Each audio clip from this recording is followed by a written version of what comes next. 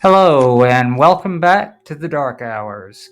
If this is your first time listening, welcome, and I hope you enjoy my stories.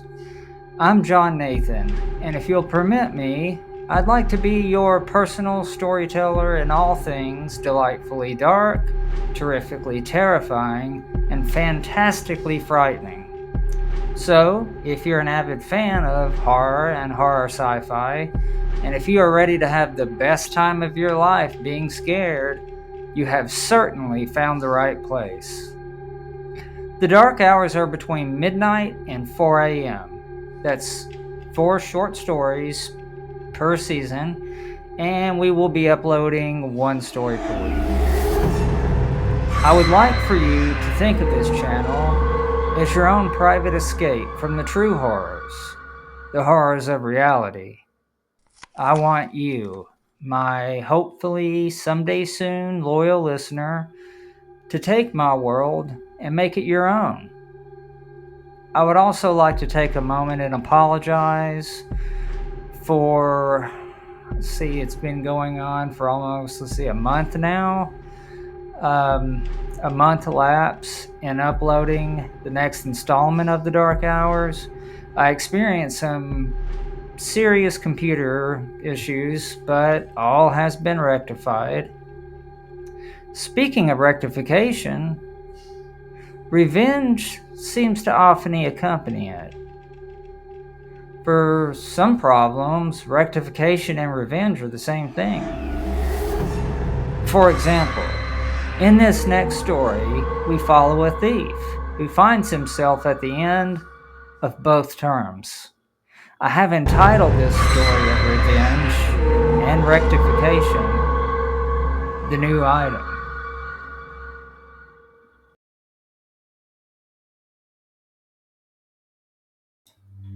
How Kavish Patel found himself in Jamaica was because of his wife, Misha.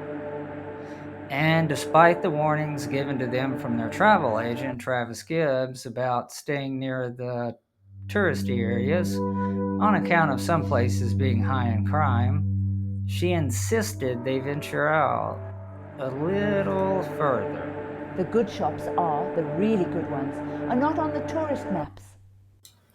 Misha had assured him.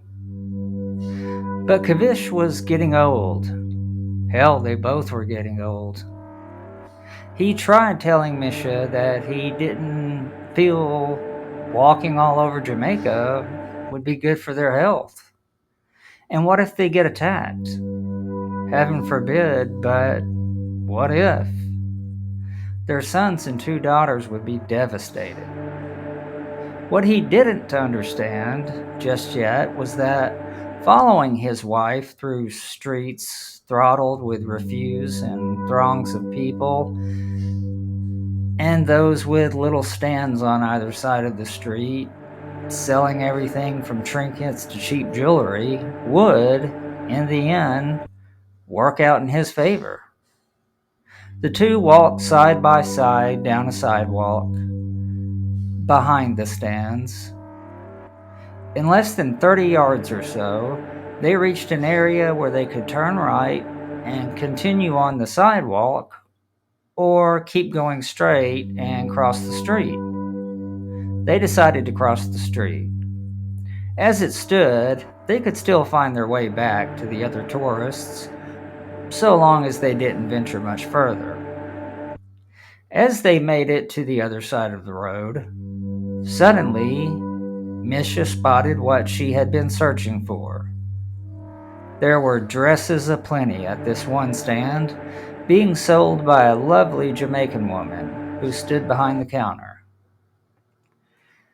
Misha all but ran up to it, as much as she could run at her age, and Kavish saw that this was an exchange that would take some time.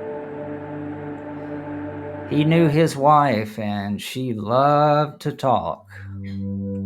As he looked around, panning the area for anything that might catch his fancy, he suddenly spotted something. It appeared to be a large 3-section tent. There was a slit down the center in what must be the entrance. Beyond that, there was no way of knowing what might be lurking inside. But he was about to find out. You see, curiosity had proven to both help him and hurt him in life. Vaguely, he wondered which one this would be: harmful or helpful. He made a few attempts at telling his wife where he was going, but she paid no notice. She was much too busy chatting it up with a woman on the other side of the counter. So he slipped off into the narrow alleyway between two buildings where he could see the large tent at the end. The paved alley was rife with precarious potholes filled with old rainwater, and the ground, though paved, was uneven, cracked, and dipped down in the center. It could have proven to be a dangerous walk for a man as long in the tooth as Kavish, and to top it all off, he had chosen to wear his sandals that morning as well. While he made it to the other side unscathed and without incident, he was a trifle afraid he might become lost. And so he promised himself he would only go inside this one tent and this one tent only. There were others further down to the left and to the right of him, but the one directly before him was the one he had felt pulled toward.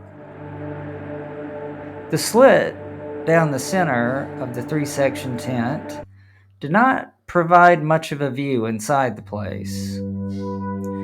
Kavish reached out a hand and pulled a section of it aside so he could peer in and get a better look. "Just you come on in," said a man's voice from somewhere inside. It was a kind voice, but deep in its delivery, yet smooth as silk. Okay, answered Kavish Patel, and he ducked his head and slowly slipped through the slit. Had someone outside been watching him, the whole thing would have appeared to be a kind of magician's trick. He seemed to walk forward just a bit and then vanish into the tent. Inside, he found absolutely nothing except for an old Jamaican man, even older than Kavish's 74 years, or so it appeared, seated in an old wicker chair with a real stuffed tiger lying beside him. Thank God it was a stuffed one. The tiger stared straight ahead at nothing with its yellowish orange glass eyes. And what was strange was it appeared as though the stuffed tiger wasn't the only one present with glass eyes. The Jamaican, Kavish noticed, was blind, and his eyes were most certainly fake. "Tell me, me man, what's it you in search of?" the blind Jamaican asked him. Although his blind eyes were not quite fixed on him, Kavish had an eerie feeling that this man could see him somehow. Kavish eyed the man warily. I am not in search of anything, just looking around with my wife. "Many men come in, say they only looking, but man do not look with the eye, but with the heart.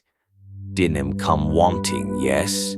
Din him come wanting. Kavish," replied the blind Jamaican, with the long dreadlocked hair and beard adorned with beads.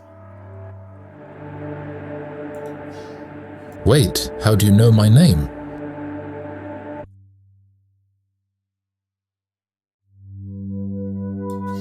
asked Kavish. He was pretty good with his English. having lived in the States now for nearly 30 years.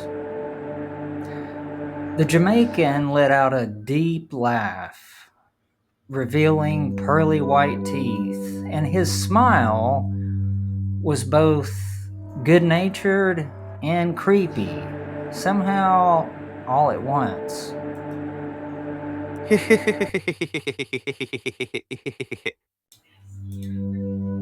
His glass eyes never moved as they glinted and glimmered an intense blue from what little sunlight the slit for a door would allow in. That was how Kavish knew the man had to be blind. No man's eyes were capable of that shade of blue. While he briefly waited for an answer, Kavish looked to his left and right at the covered sections. There seemed to be nothing behind the translucent drapes. Me know lots of things, man. But me don't be getting my information from a crystal ball, as you see. He said, lifting his hands, as though inviting Kavish to have a look around the empty room. Kavish didn't look. He didn't need to. He could both see and feel the emptiness of the place. Besides a few odd wooden trinkets that dangled from strings tied to the tent ceiling, for want of a better term, there was only the stuffed lion with its yellowish-orange glass eyes. Then where do you get your information? Asked Kavish, uncertain as to whether he really wanted to know or not. Let us, as you Americans say, cut to the chase. The Jamaican answered. Look back there. He said, pointing one dark brown, arthritically crooked finger towards the back of the sectional tent. He had already saw that the back, like the front, was blocked off by a translucent drape, the same khaki brown color as the tent. And the one he had been directed to look at was perhaps 10 feet further down on his right, the way the man was pointing. He looked, and there was something there now that he would have sworn had not been there earlier. And although he could barely make it out, it almost appeared to be a child, maybe 4.5 feet tall, Kavish guessed. But he had this feeling deep within his soul that there was no way that was a child. For one, it seemed too broad, too stocky. Who? He stifled a cough. Suddenly, it was a little difficult to speak, as if he had inhaled dust. Who is that? He asked, squinting his eyes for a closer look. That be the answer you be looking for. The old Jamaican man replied. He is old, my mon Cavish, older than you or I, older than many even still. And what can he give me? Peace, peace. And suddenly, the stuffed tiger that lay beside the old Jamaican gave out a guttural growl, stood, and walked out of the tent, passing Kavish as if it hadn't even noticed him. Kavish yelled and ran out as well. The old Jamaican man's cackling laughter chased after him like a ghost.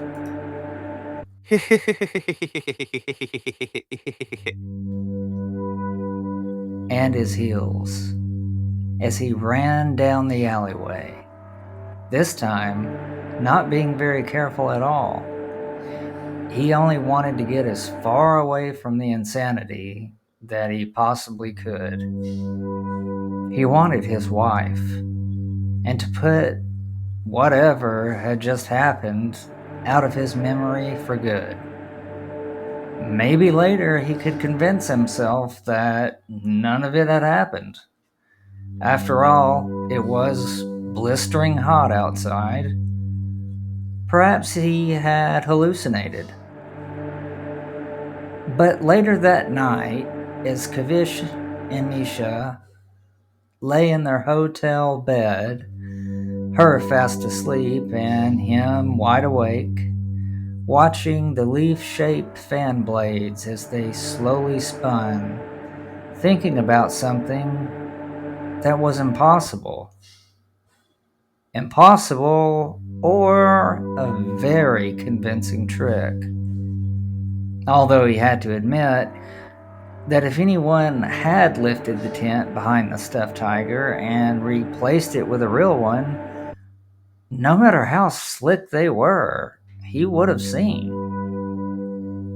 Well, there was a moment when he was looking away when the old Jamaican man had pointed toward one of the other sections. He supposed it was possible the switch had been made then. This did nothing to assuage the tingling fear that was still stuck inside him, like pipe smoke, clinging just below his heart. Yes, he supposed it was possible, but plausible? No way. There is a place in every man's heart, he supposed, where no matter how much you wanted something to be true, that special place in the heart and mind refused all comforting thoughts. A place where only the truth was whispered. And right now, that low voice was assuring him he had witnessed a tiger that had been stuffed come to life and walk out of that tent. He had seen it happen with his peripheral vision, and he had turned his eyes off the silhouette behind the gossamer thin drape to the tiger as soon as it had shown movement. As his old mind began to go back to that sectional tent, another thought crept in. What if the old man had already packaged the thing that stood behind the thin veil and would mail it to him? It was a ridiculous thought and extremely random. There had been no transaction or even talk of a transaction, and even if there had been, the man with the blind glass eyes didn't have his shipping address. He had known my name, though. Suppose he knew more information, as he'd called it. Suppose... Before Kavish could even finish the thought, he drifted off into a deep sleep, where he dreamt of the old Jamaican man laughing with his big pearly white teeth and blind yet all-seeing eyes. He dreamt of the old man and his stuffed tiger that somehow came to life and walked right past Kavish and out the slit in the tent.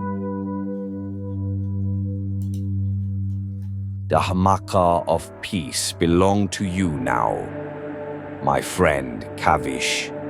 It belonged to you now, said the old man with the dreadlocked hair and beard. his toothy smile not faltering even in this dream. But when he would awake the following morning, it wouldn't seem as though it had been a dream at all. It was, of course, but a damn vivid one. When he sat up in bed, he could still smell what the old witch doctor had smelled like. It was a strange perfume, almost like a mixture of patchouli oil and cinnamon. Can you start tonight? Asked the man seated on the other side of the desk, the business side. According to the plaque at the end of the man's desk, his name was Alex Kalvinsky. He had introduced himself simply as Alex. David Cummins was seated opposite, one leg atop the other at the knee. He was slightly bent forward, fiddling with his shoelace. Tonight? Tonight would be awesome. Tonight would be great. David said, with a big smile on his face. He was doing his best to look as innocent as possible, and he had hoped it was working. Obviously it had. It was that convincing smile of his good looks, tossed in with his manipulative nature, that almost always won him a job. Perfect. Well, seeing as how your background check came back just fine, and you scored very well on the test, I'd say you're a good fit. Did you say you've had experience before in security? No, I haven't had any experience, but I'm a fast learner and it's something I feel would suit me perfectly. I wanted to get into law enforcement, but my flat feet and my asthma were always getting in the way of that, so... David replied. He didn't have flat feet, and for that matter, he didn't have asthma either. To put it plainly, David Cummins was a thief and a seasoned liar. He had had many security jobs at many malls across America, but he always made it his mission to never stay at one location more than a day. 2 at the absolute most. Just long enough to make a good score. Then he would meet up with a guy he knew in Denver, Colorado, give him the goods, get his cash, and roll. It had been a lucrative career, although he was still waiting for the one that would be enough to be his last. Well then, I think this job will be perfect for you, David, and I hope you stick around longer than the previous one. One more thing, however. You said your dream job was in law enforcement, and I gotta tell you, most people who want to be a law enforcement officer tend to act like one, even though they're not given the same power. Alex said, as he opened his drawer, furrowed his brow as if confused, as he rummaged around, and then... Aha! These are for you. He said, as he placed a set of keys and a badge on the desk, then slid them across to David. That's not me. I'm not one of those guys. Trust me, I've come to terms with it and found that security would be a better fit anyway. I don't want to be chasing shoplifters out of the mall. Replied David, mentally berating himself for having said something like that in the first place. Oh no, I didn't think you were. And you're correct. We don't chase shoplifters. It's too dangerous. You just get a good description, surreptitiously follow them to the parking lot to try and copy down the plate number if you feel it's safe. Outside of that, you stay away and let the police officers handle it. No offense.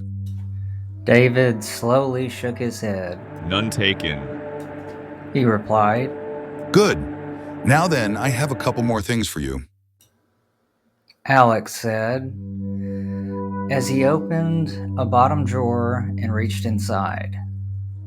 He came out with a can of OC plus P spray and a thick-barreled Maglite. These are part of your uniform. You will always have them with you. Did you watch the video on OC plus P? Yes, David replied while nodding. And he had. The O stood for oleo, and the C stood for capsicum. The P stood for pepper. Basically, it was chemical pepper spray. Some bad shit. And David couldn't wait to get a chance to test it out. Not only was David Cummins a thief, but he was also a sadist and a narcissist. The two seemed to always walk hand in hand. Good, now the brand is Saber Red MK3, and it is mean stuff. Practice a little with it when you get home today. Outside, of course, you can hammer a sheet of paper to a tree, draw a bullseye on the paper first, then practice on that. Stand a few yards away. Don't worry about running out of it. We have plenty more. Alex finished and nodded and gave David a closed-mouthed smile. David pulled his Ford Pinto into his designated parking place at Forest View apartment complex. He had just killed the engine when he opened the driver's side door and immediately saw his victim. He'd been a bully his entire life, and though the subject he had in mind to torment was a kid named Scott Perkins, it appeared the mutt he now saw would have to do. The little mite Scott, who was probably safe inside of the next-door apartment, happened to be Angela Perkins's little brother. But again, the little punk was nowhere in sight, which generally meant he was either hiding out in his older sister's apartment or he was at his mom's house for the week. However, the dog was present and under its owner's black 1994 Thunderbird. Angela's older brother, Sammy, had had his baby sister's car lifted with a lift kit and had replaced the old tires with much larger ones. He had even thrown in some pretty badass rims to sweeten the gift. David could care less about the car, or any cars for that matter. He had never been a car person. If it was cheap and it would get him from A to B, he was cool with it. What he wanted was hiding underneath the Thunderbird, trying its best to stay out of the sweltering heat of the sun that beat down mercilessly. The high for the day was 97 degrees Fahrenheit, but the feel-like temperature was over 100. And even though a cool breeze sowed through every 5 minutes or so, it didn't last long. The mutt under Angela's car was panting with its tongue hanging out. A vague wonder zipped through David's mind as to when the last time was that she had given it any cool water. It was a strange thought for him. He dismissed it quickly. However, in truth, he really didn't give a shit. David had exited his Pinto and slowly, carefully, as though the paved lot was a field littered with landmines, he stepped closer to the Thunderbird. He held tightly to his can of OC plus P spray, half wondering if it really worked sufficiently. He was sure it did. It had to, according to Egghead Kalvinsky in that stupid video he had to watch. And half wanting to show the dog what a truly miserable day felt like, as if the poor mutt didn't already live a miserable existence. Once he drew nearer, still clad in a short-sleeved dress shirt his mother, Melinda Cummins, had given him last year for his birthday, he began gently shaking the can. As for the dress shirt, it wasn't a name brand because she couldn't afford the name brand, but it was nice. David hadn't been appreciative because he felt his parents' divorce had merely been carried out to make his life that much more difficult. But for instances like earlier today, it had proven useful. People had pity on a kid that came from a broken home, and although David was 20, hardly a child, he knew that some older folks still thought of him as one. Once he had almost closed the distance, he saw that the dog was becoming uneasy by his approach. It could sense that the young man advancing had sinister intentions. But it was also unsure due to the way David was baby-talking it. Now, as he was nearly upon the car, he knelt lower and started a kind of duck walk. It's okay, honey. Yeah, all I want to do is hurt you really bad, you mangy little piece of shit. He said in a soft, soothing voice. The dog, Dipper, as it was called by its owner, Angela, kept getting lower on its haunches, turning its head around to look for a safe place to run should things go south. Its head back around so that it could see the approaching man. It recognized the man, and though the man had never heard it in the past, it still felt uneasy. He had something in his hand, although the dog was uncertain as to what it was or if the man intended on using it on it. But it was too late. The man the dog recognized now was holding his head close to the hot tarmac and was peering underneath the car directly at the dog. The only comfort the medium-sized mutt had was that it could tell the large man couldn't reach under and get at it. In fact, Dipper had already inched his way closer to the other side of the Thunderbird's undercarriage. This made it feel a little safer. If the human tried something, Dipper could bolt. What the dog didn't know was that the human could still reach it. Maybe not by hand, but the thing the man carried in his right hand could reach it plenty. Hello, Dipper, said David with a grin that could have spoiled milk at 20 paces. He shook the can's contents up once more. The dog made a sudden move higher up on its haunches and gave a low growl. Now see? That wasn't very nice, he said, as he used his index finger to press the button down. He only hoped it wasn't a dud. It wasn't. A thick, glistening rope of burning hot liquid, the color of reddish brown, arced across underneath the Thunderbird and struck Dipper square in the face, just above the muzzle where it splashed. At first, the dog sat there and took it for a moment, then turned tail and ran out from underneath the car. David jumped up in time to see it run around in a zigzag pattern, yelping and jumping as it did so.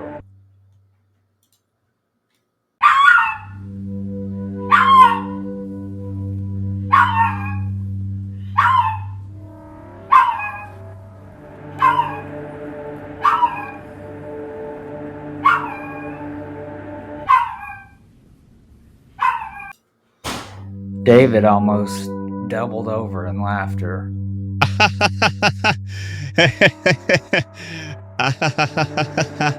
Dipper, you dumb shit.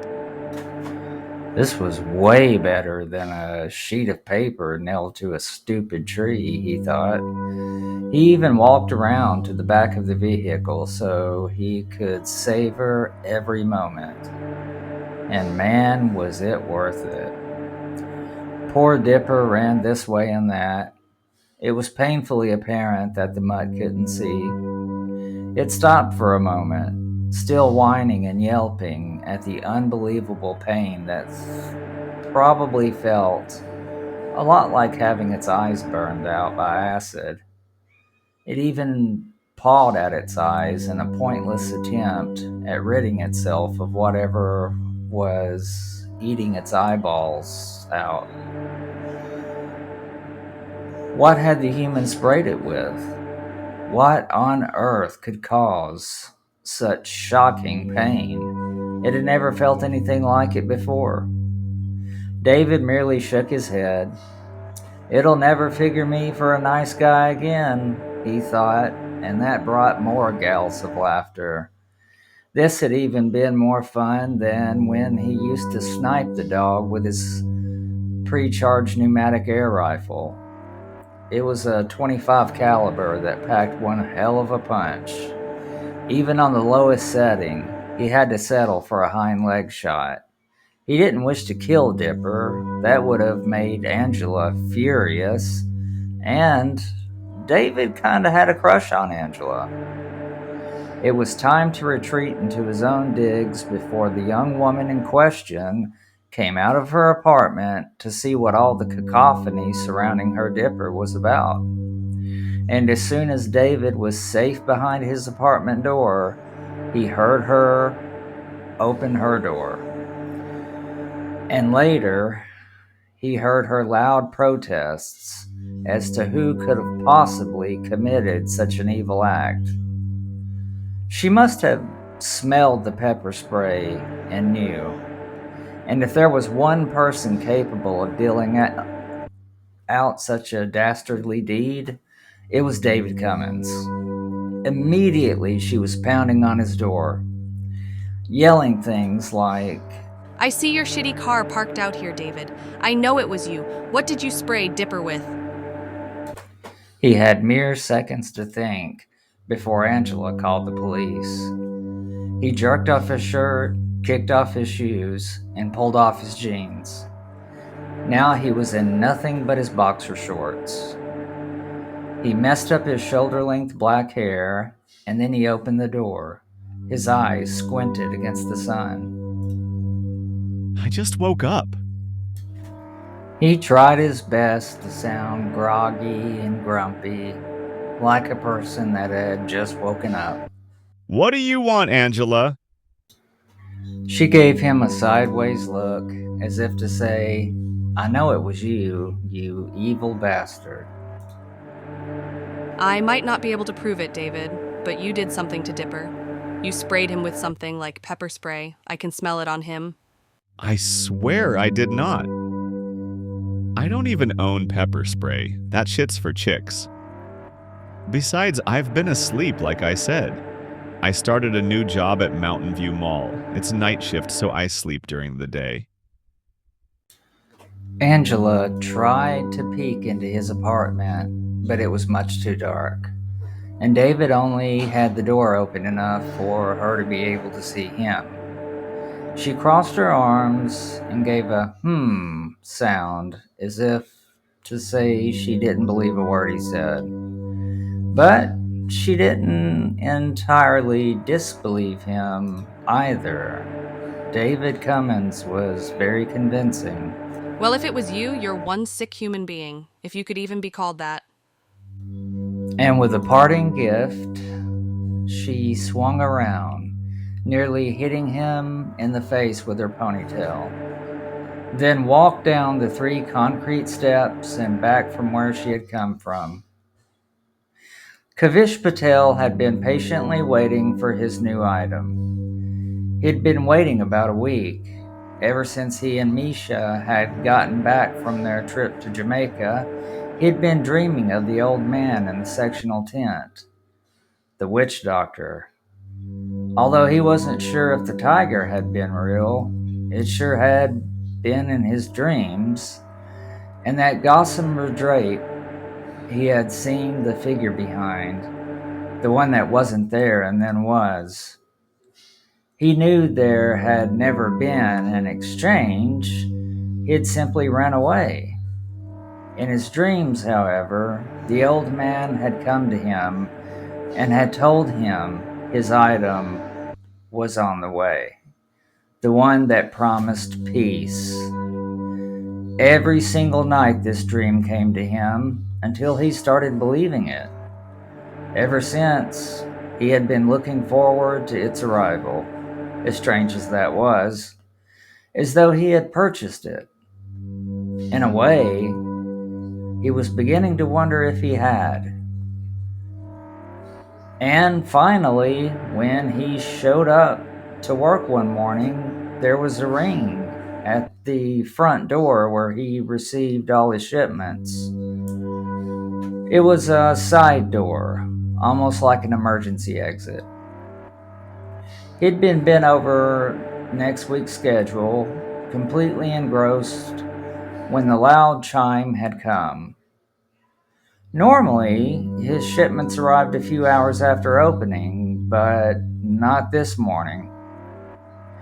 Thinking it was probably some new masks he had ordered, yet secretly knowing different, Kavish dropped his pen on the schedule. It took him a moment to get from the back of the store to up front. At 74 years old, and with arthritis in his hips to boot, he was no spring chicken anymore, as Misha was wont to say every time he attempted something above his physical means. The chime sounded again. All right, I am coming. He said as he slowly approached the delivery door, as he had become used to calling it, and in a few minutes he would take the delivery much more seriously. Suspicion was one thing, seeing it would be another. When he opened the door, there was no one standing there. Somewhere, at the bottom of the fire escape stairs in the parking lot, Kavish heard something like an SUV or perhaps a van. The sound of the vehicle trundled off until it could be heard no more. Just a soft drone down the road that could have been anything. He then focused on the new item that had been delivered. Standing before him was a large rectangular box. He inspected it for a moment. There were postage stamps, perhaps too many, but this was no bomb. As he looked it over, searching for wet spots and listening for a ticking sound, he became increasingly satisfied that the package was legitimate. Not once did the thought cross his mind to turn it sideways. For one, it looked like a heavy mother. It was quite wide, about 2 feet, and at least a foot deep. He did end up turning it around as much as he could. The damn thing was heavy, just like he'd figured it to be. On one of the 4 sides, there was a red arrow pointing up. So at least the delivery man had placed it right side up. That was something.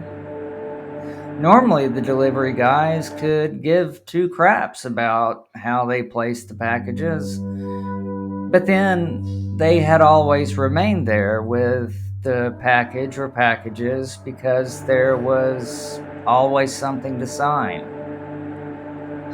And something else occurred to Kavish. How the hell did the delivery man get it up the stairs, as heavy and awkward as it was? That, and how did he get down the stairs so fast? into his car and away. Well, the delivery man pulled it off somehow and had not waited for Kavish to sign for it. Not this time. Unbidden, an image surfaced in his mind. He was suddenly back at the sectional tent, inside with the old blind Jamaican witch doctor and his quote-unquote stuffed tiger. The older man was smiling at him with that same wide, toothy smile and his sparkling blue blind eyes like he had in person on that day, and in Kavish's dreams ever since. Peace, Mammon. May you know it. The voice said in a smooth yet deep tone. When Kavish came back around, he shook his head a little. He wouldn't be able to carry a box like the one he was standing before.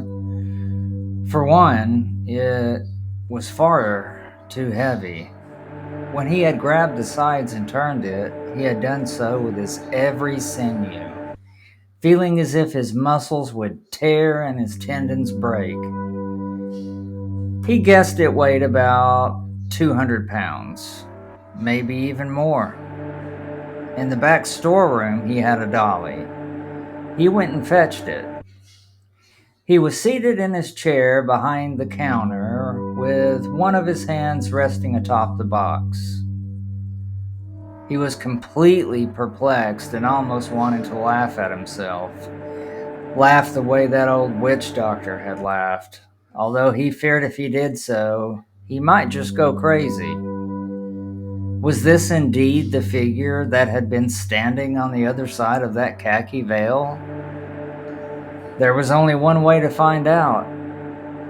He took out his pocket knife, an old piece of work his father had given him when Kavish was maybe 12 years old. His Baba had said something like, No child your age should be without a pocket knife. he had asked his Baba, what on earth did he need one for? And his dad had laughed as if his son had just told him the funniest joke he had ever heard. Why, I don't know. How about gutting a fish? Or cutting some rope? Or just sitting on the porch and whittling with your old man? His Baba had replied. And in that moment, Kavish had loved his dad so much, he felt he could hug him to death and never let go. Ever since then, it had been his favorite pocket knife, and it went with him everywhere. And right now, he was going to use it to slice the tape open that held the box closed to get at whatever was inside. Some kind of peacemaking effigy, supposedly. And was he excited? He couldn't recall a time when he had been so excited. Or perhaps a lot of what he was feeling was fear. Either way, Kavish opened his knife and went to work, careful not to damage anything inside. He had nearly dropped his special blade as soon as the top was open and he could see what was underneath. It was the head of something. Now he understood why the box had not just been rectangular in shape, but why it had been so damn wide. It was so this broad-shouldered statue thing could fit. Its head was a pale green color, and it was bald save for a tongpo braided ponytail held together by a gold-colored hair tie. From what little of it he could see, it appeared quite muscular, and it had elfish-like ears that came to a point at the top with large earlobes that were gauged with a gold ring set in each. Looking down at it as it was still inside its box, Kavish could see the beginnings of wrinkles in its forehead, as though its face were bunched up in an eternal grimace. But he wouldn't know for sure until he unboxed it completely. As he began to do so, he heard something, a tinkling sound, like a piece of glass falling and hitting a marble floor. His head jerked up, and he perused the store. It was difficult to tell where the sound had issued from.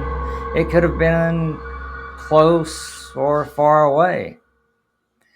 The lights were on, and it was empty, except for Kavish himself and his new little friend here. He looked back at what he was doing, and a question arose. What exactly had the old Jamaican witch doctor meant when he said this thing would bring him peace? What sort of peace? And at what cost? David did in fact sleep. After his confrontation with his next-door neighbor, Angela Perkins, he had closed the door and stood there for a moment. Then he had flipped on the lights and was about to make a sandwich when fatigue overtook him. As he walked towards the stairs, it felt like someone had slipped him a Xanax. Climbing the stairs had even proved difficult as he became increasingly sleepy. He tried thinking back to what he had eaten or drank that morning, and nothing he could think of would cause such a soporific effect like this. He collapsed on his messy, unmade bed, and he was asleep before his head hit the pillow. He dreamt of something in a dark place, and it was after him. When David awoke, it was closing in on 8 o'clock at night. Quickly, he showered and changed into the uniform that had been given to him back at the interview. The thing that seemed to take the longest was getting his duty belt on right. Once he had that down and his badge on, it didn't take a genius to find out where the mag light and pepper spray went. There was a large ring attached to the belt that the mag went into barrel first. Its cone-shaped top kept it from falling through. There were 2 pouches on the back of the belt, most likely for nitrile gloves. There were also 2 pouches of a different shape on the left and right side of the belt that were obviously there to hold pepper spray. He slid the canister inside the one on his right side, seeing as how David was right-handed, and closed the flap over its top, then buttoned it. Egghead Alex Kelvinsky back at the office had warned him about not being late, and late was anything after 15 minutes early. The man who would be training him for a couple of hours was a man named Dion Wilkes, and he was a man of punctuality, according to Alex, and David didn't want to cause any waves. One way of assuring a person never remembered you, weeks, months, or even years down the line, was to not do anything to piss them off. People never remembered someone being nice or following orders. Nope. They would, however, remember an asshole. That never followed the rules and was a thorn in the side. No one forgets an asshole. It was 9:45 p.m. on the dot when David Cummins keyed his way into the control room. It was a large steel door like something one might see inside a jail. He didn't immediately step in. Even the baritone voice that traveled to him from inside told him to stop and wait there at the doorway a while until his eyes adjusted to the darkness. It was, indeed, quite dark inside the control room. He could only see the CCTV monitors by the glow they emitted. So David waited, and when he began to see a large control panel with its many tiny red lights, and what appeared to be the back of a swivel chair, and the back of another bald man's head, he figured he could see well enough to enter. Yes, it was plenty dark, but there were deeper shadows that lurked within. Ordinarily, David wasn't one to spook easy, but he could feel his pulse on the rise. For a moment, he caught glimpses of his nightmare in his mind's eye. He had been trapped in a dark place in his dream, and something was hunting him. And although there was no one or no thing hunting him now, he was still glad that there was someone else sharing the room with him. For a moment, he wasn't sure if he could do this one. Then he kind of laughed at himself and stepped further inside. Hello? David said in a low voice into the dark room. Sit down right here, young fella, said a voice from inside, and David did. There was another swivel chair beside the man, who he still couldn't see too well. You're David Cummins? The voice asked. Still, the chair the man was seated in never turned, so they could face one another. Yes, sir, replied David, taken aback a bit that he had stuttered. He had never stuttered before, at least not that he could recall. David took a seat and shot the man next to him a look. The first thing he made out were the man's glasses and how they reflected the light from the monitors. He was an older black man, and he had introduced himself as Dion. Although David already knew the man's name, he also knew that this was just a formality. The man was a bit on the heavy side and had a head like a bullet. A head too small, it seemed, for his body. So? The bald man said in his baritone voice. You're the new guy. I apologize. It's just that I was wondering how long you're gonna last. All this, the man said, without ever taking his eyes off the monitors. David felt his face flush minutely. Surely the man wasn't a psychic, but he thought it was a bit unsettling that he seemed to know David wouldn't be there long at all. In fact, if all went to plan, this would be the last time Dion ever laid eyes on or spoke with him again. David already knew the shop he was going to hit. He had known that for over 2 weeks now. He remembered with vivid clarity the moment he had walked into said shop and espied exactly what he was there for. No big ticket, this. Not really. This was no jewelry shop he was knocking off. There would come a time for the score that would set him for life, but it hadn't come just yet. Denver could wait another couple months. This time, David was doing something for David. Well, Mr. Dion, I'm not like those other guys. In fact, I'd like to make a career out of this. If you can show me all that you know, I'll be that much closer to my dream, said David through a smile about as genuine as Monopoly money. Now see here. The old black man laughed once again, only this time it was heartfelt. I'm not laughing at you, young man. I'm sure you're gonna do just that. Now see here. He finished and leaned forward in a chair.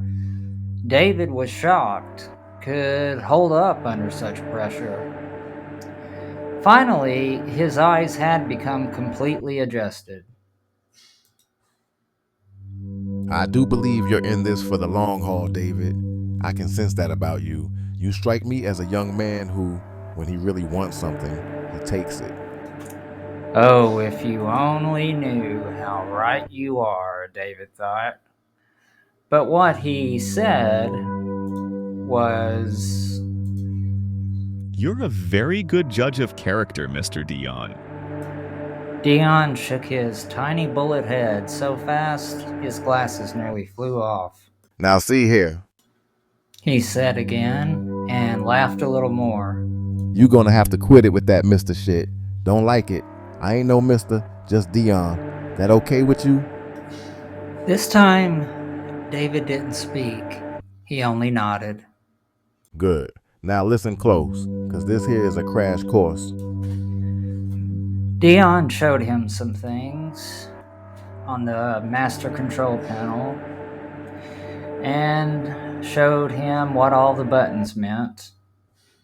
He showed David the buttons he had the authority to press and which ones he did not. He said he would take him on a quick tour of the place, but then he told him he'd be better off just walking the halls of the mall by himself until he was familiar with it. Any questions? Asked Dion. No, sir. I mean, no questions. Thank you, Dion. David replied, and Dion smiled a soothing smile. All right, well, time for me to be on my way. My number's on the panel there. Should you need me for any reason, contact me on that number, said Dion as he grunted himself up into a standing position. Even if this is my last night here, I bet I outlive you, old man, thought David. As it so often is with wonders, and how they never cease, when Dion stood upright, he must have been 6 feet 5 inches tall. Where he had hid all that, David had no clue. Still, he had a job to do and needed little distractions. He watched as the tall, overweight black man gathered his things. Before the man named Dion Wilkes was out the door, his bullet head turned and he frowned a little at David. Now see here that you don't get lost. It's a big mall, Dave. Dion finished and walked out. He let the door slam close behind him. Seeing if I startle easy, David thought. Well, I don't, old bullethead. If there was one thing a life of crime had taught David Cummins, it was that one had to take one's time, or else one would find oneself doing time. And he had never spent so much as an hour in jail. And for a young man of only 20 years, he felt no urge to do so now. So he waited. And he waited a little longer. He waited at least 2 hours before he scooted himself over in front of Master Control, searching for a way out of this situation the moment something didn't seem right. Earlier that day, with the artfully crafted wooden effigy out of the box and standing near the wall behind the cash register, Kavish pulled his chair around until he could sit down and face it. He even removed his pipe from his coat pocket, packed it with the dark hash, then set the tobacco aflame. Now that his supposed good luck charm was out, no, he corrected himself, not good luck charm, peace charm.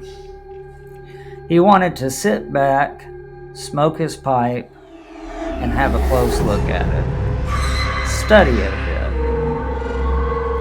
bit. It was a grotesque looking thing. No way could his wife Misha ever lay eyes on it. He could see it now.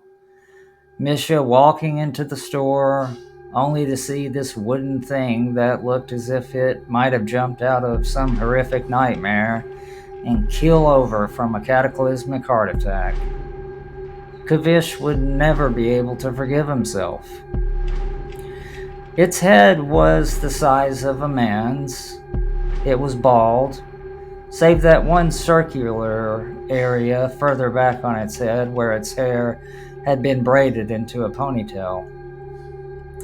The forehead was wrinkled and its eyebrows arched hideously. Its eyes were two small red gems, it seemed. They weren't glowing, but they looked like they could if the lights were out. Further down still was some resemblance of a nose. At least, its face protruded a tad in the area the nose should be, and there were two slits that made its nostrils. Kavish closed his eyes, taking a huge tug on his pipe. The creamy, thick smoke floated up along his sallow face, where it broke apart and turned to tendrils that filled the store air with a sweet aroma. Oh, how his daughters loved it. He knew his sons did as well, as he knew him smoking angered Misha to no end. Her own father had died from lung cancer. When he opened his eyes again, Kavish looked at the mouth with a kind of childlike horror. The lips appeared to have been cut off. What was left was this thin, pale green skin. Lord, the thing looked real, and its lipless maw wasn't the end of it. The thing had a mouth that was parted just enough for a person to stick his or her fingers inside. But it'd take a fool to do so. It had a forest of teeth. Nor were they in straight lines. Looking at those nightmarish teeth reminded Kavish of the time he had taken Misha and the girls. The boys were too old, or so they felt so at 20 and 22, to an aquarium. There Kavish had gotten a good look at a sand tiger shark, and how its teeth were thin and cylindrical, almost, like tent stakes, and how they had grown up from the thick gums on the top and bottom in no particular order. This thing's teeth were just like that, each one about an inch to a half an inch in length. Then his eyes traveled further down. Its neck was thick, nearly wider than its jaws. It was every bit as broad-shouldered as a man. Its arms, although shorter than a man's, were impressively equipped with large muscles. The hands were the size of a man's as well, only again, they were thick with muscle. Even the fingers were thick, which ended, each one of them, with long black claws that had a slight inward curve, almost like talons. Each one of those claws was about 2 inches long. Its torso was well defined with muscle. It had a loincloth that came down to its knees, the hem just missing by maybe an inch or so. Its legs, though here again short, ended with feet, again, about the size of a man's, though a tad shorter, but what they didn't make up for in length, they did in width. And those toes, Jesus, they ended in long black claws as well. And the toes were slightly webbed, giving it an amphibian quality. There were chains also.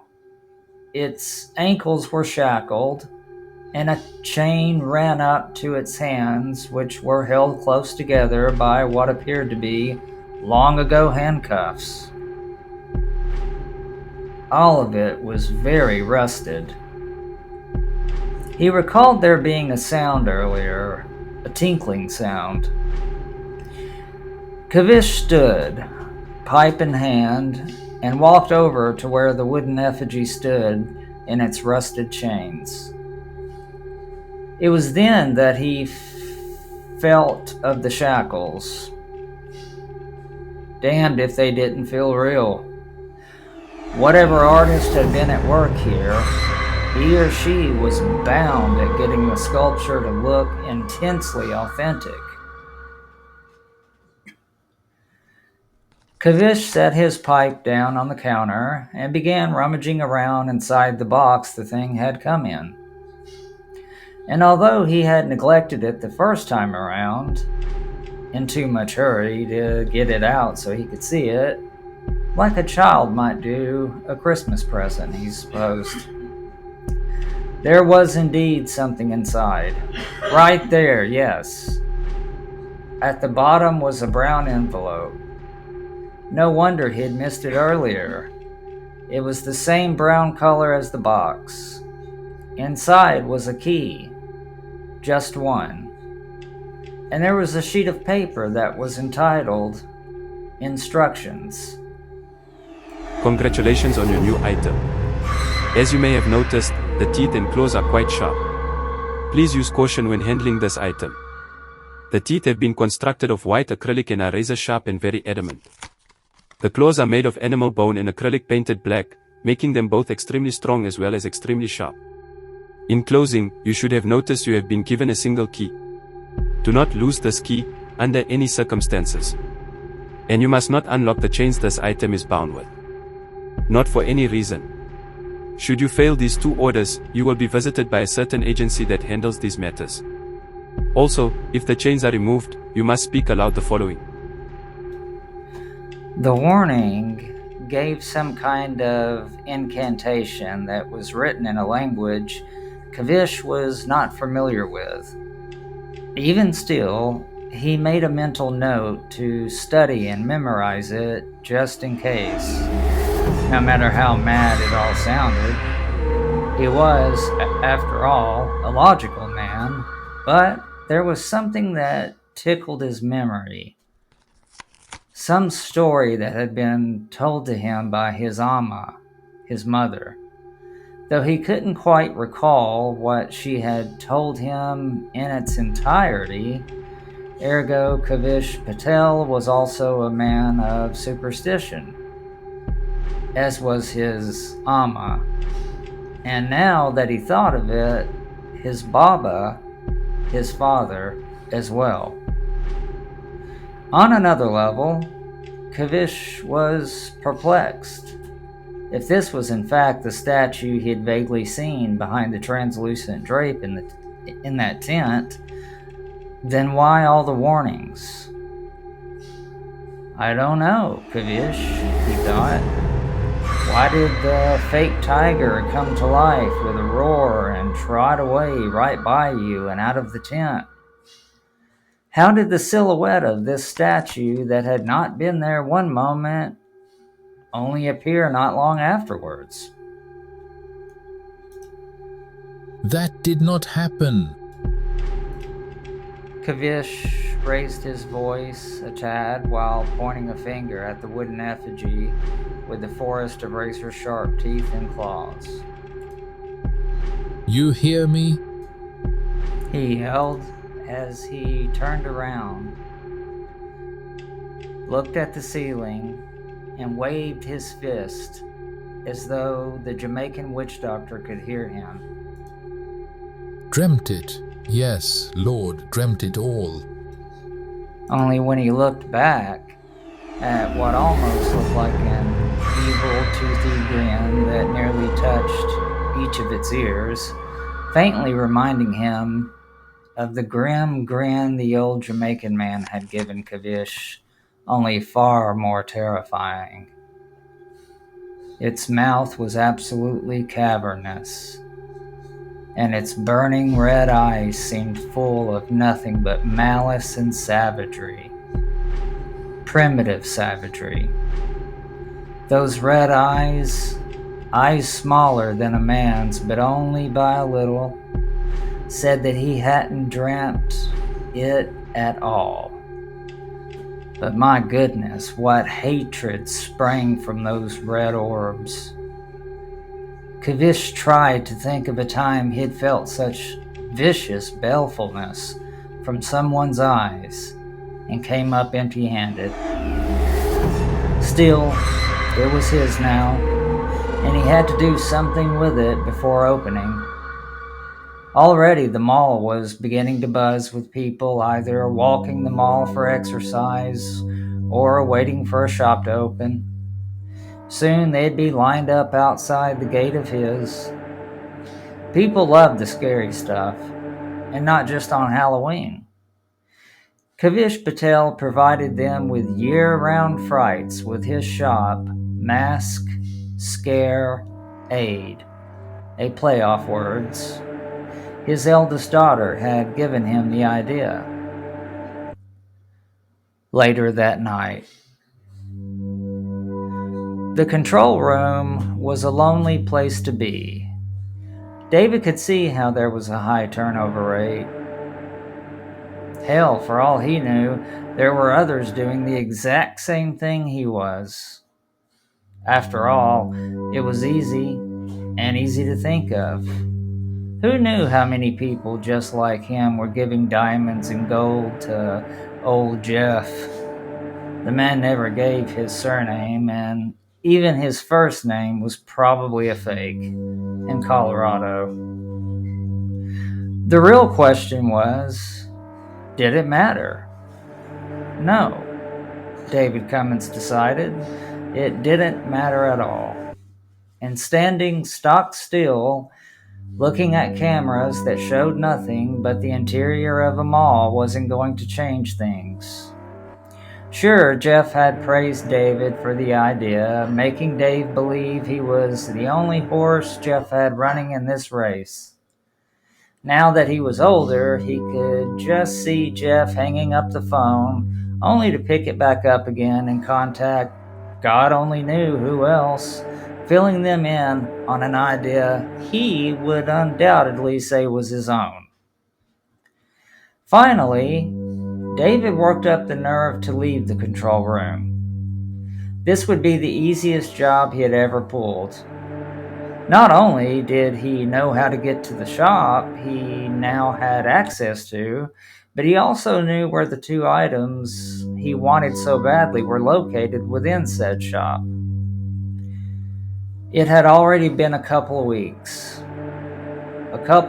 worth of recon, and that was the hardest part, not getting caught.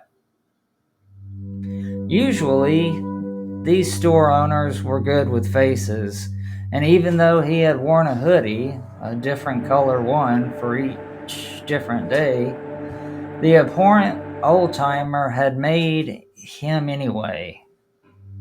Yes, he remembered this like it was yesterday.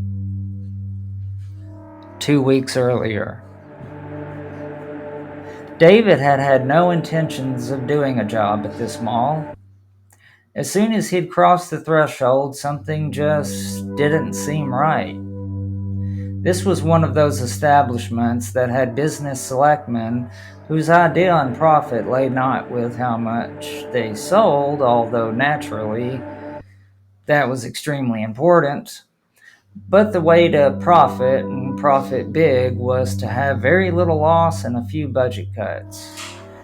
And the way they accomplished such was by riding the fence between something old and nearing dilapidation to something reaching for bourgeois but never actually obtaining it. They would choose a mall that was in the middle, buy it, somewhat restore it, add some CCTV cameras and hire security. 1 or 2 to watch the monitors closely, and 4 or 5 to traverse the mall, searching for shoplifters. Heaven forbid the company splurge a little and buy security tags for the shoes that would sound an alarm the second someone attempted to walk out of the shoe store with a pair of, say, new Nike Air Jordans. One would think that if profit was what the shareholders were wanting, then making shoes easier to steal was pure asinine. They truly believed that by a show of force, one where the officers were not given any real power, would do the trick. David knew better, and he suspected a great many other thieves knew better as well. What else made very little sense to David Cummins were the kind of thieves that pulled jobs that would easily get them caught.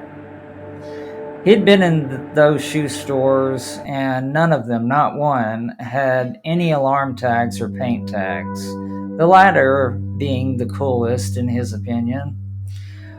The moment the idiot boosting them crossed the threshold, bang, like a heavy muzzled pistol shot, and paint would be all over their new and newly stolen shoes. What a riot. Ah, if only he could be there to see something like that. Not that he took joy in watching fellow thieves get busted, but remember, David Cummins was no mere thief. He was a sadist as well, and loved nothing more than to see others fail or get injured. After he'd made his rounds downstairs, it was time to venture to the second floor, and so he rode the escalator up. He saw the beautiful neon red sign before he'd even stepped off the escalator. The sign read, "Mask, Scare, Aid." And he had had time to reflect for a moment on the genius who had thought up such a sign for a year-round Halloween joint. His legs couldn't have carried him in that store fast enough. David hadn't been surprised by the throngs of people inside either.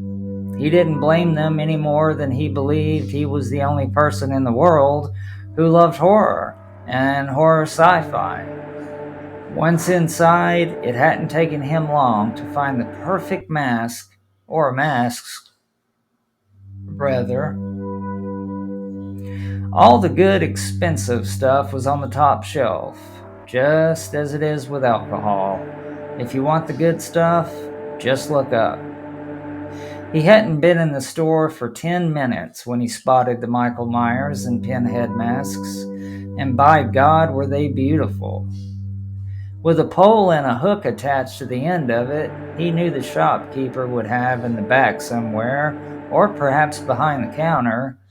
It would be easy peasy to hook one and pull it down. He was sure the price tag would read around $300 for each.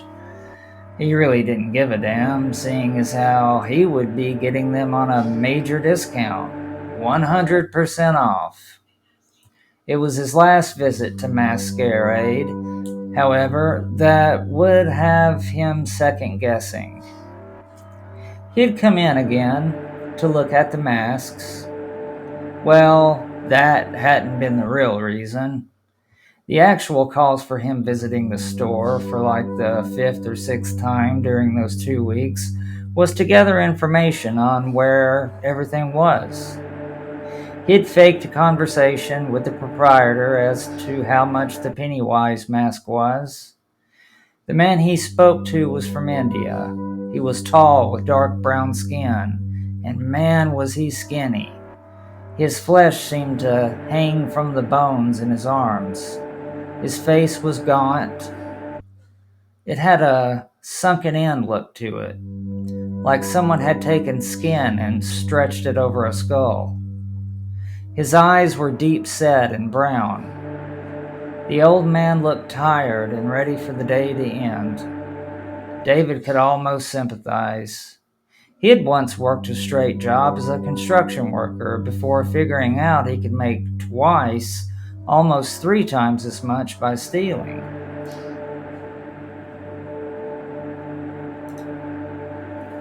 Nevertheless, as he quizzed the old man on prices, he leaned over when the shopkeeper wasn't looking, and bingo, he saw the security code panel.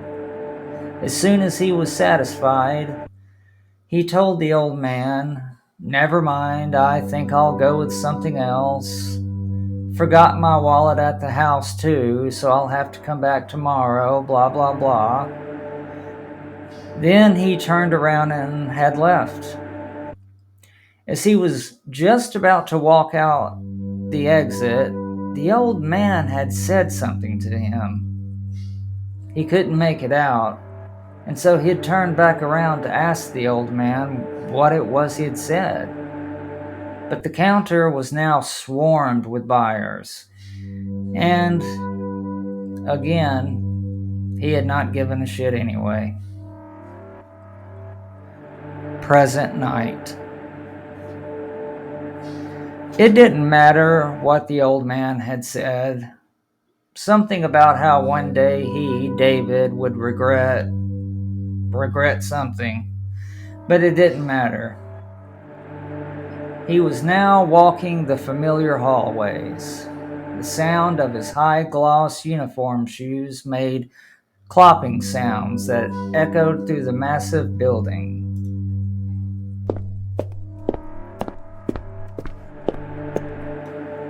Not that that mattered.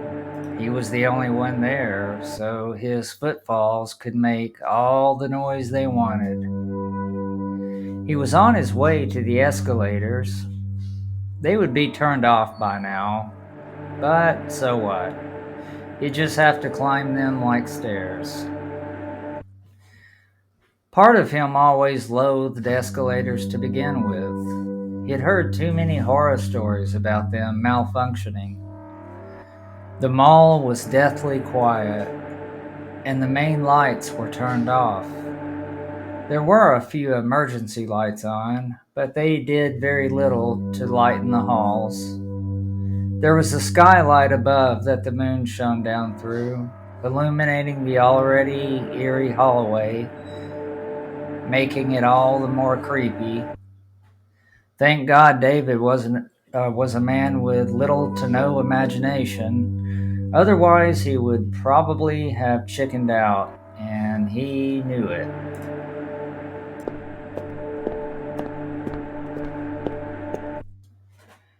Went the sound of his shoes on the wax linoleum floor, the sound reverberating off the indifferent concrete walls. Newer malls had wooden vinyl flooring, but this one was old. He could see the escalator up ahead. For a moment, he felt something right on his heels, as though something had crept up behind him. He even felt its presence clinging to his back. With a quick turn, he discovered nothing more or less than a dimly lit hallway, bereft of any human soul. Maybe it was a rat or some kind of animal, and it had been watching him. David might not have a great imagination, but he knew when someone or something was watching him. He topped the escalator, turned stairs, and immediately saw the sign, Mass Scare Aid. At first, David was a little taken aback, but then remembered that all signs would be off naturally.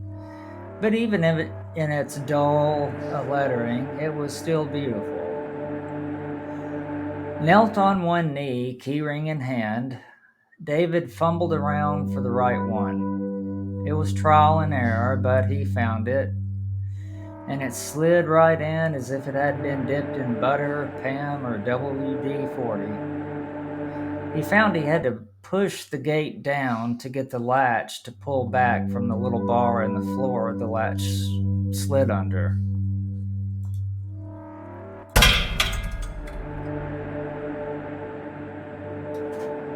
There was a loud sound that startled him, a kind of metal-on-metal sound, like ka-chung, and suddenly the gate bounced free from the metal strip along the threshold. David stood up, put his fingers in between the thin bars, and pulled upward. It was a heavy bastard, and he couldn't see the old man with flesh hanging off his bones lifting a gate like this. He bet he needed help every morning, as well as every night for that matter. Once David had the gate up to his waist, he let one hand go of the bars and used it to reach underneath so that he had hold of the gate's underside. He repeated the process with his other hand and lifted as though he were curling something with some heft to it.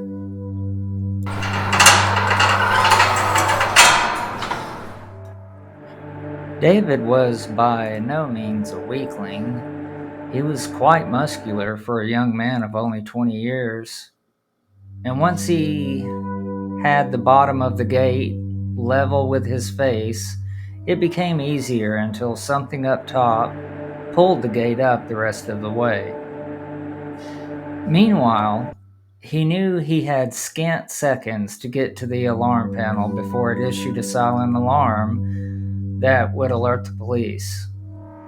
As far as the CCTV cameras, he had already taken care of that with the master control panel.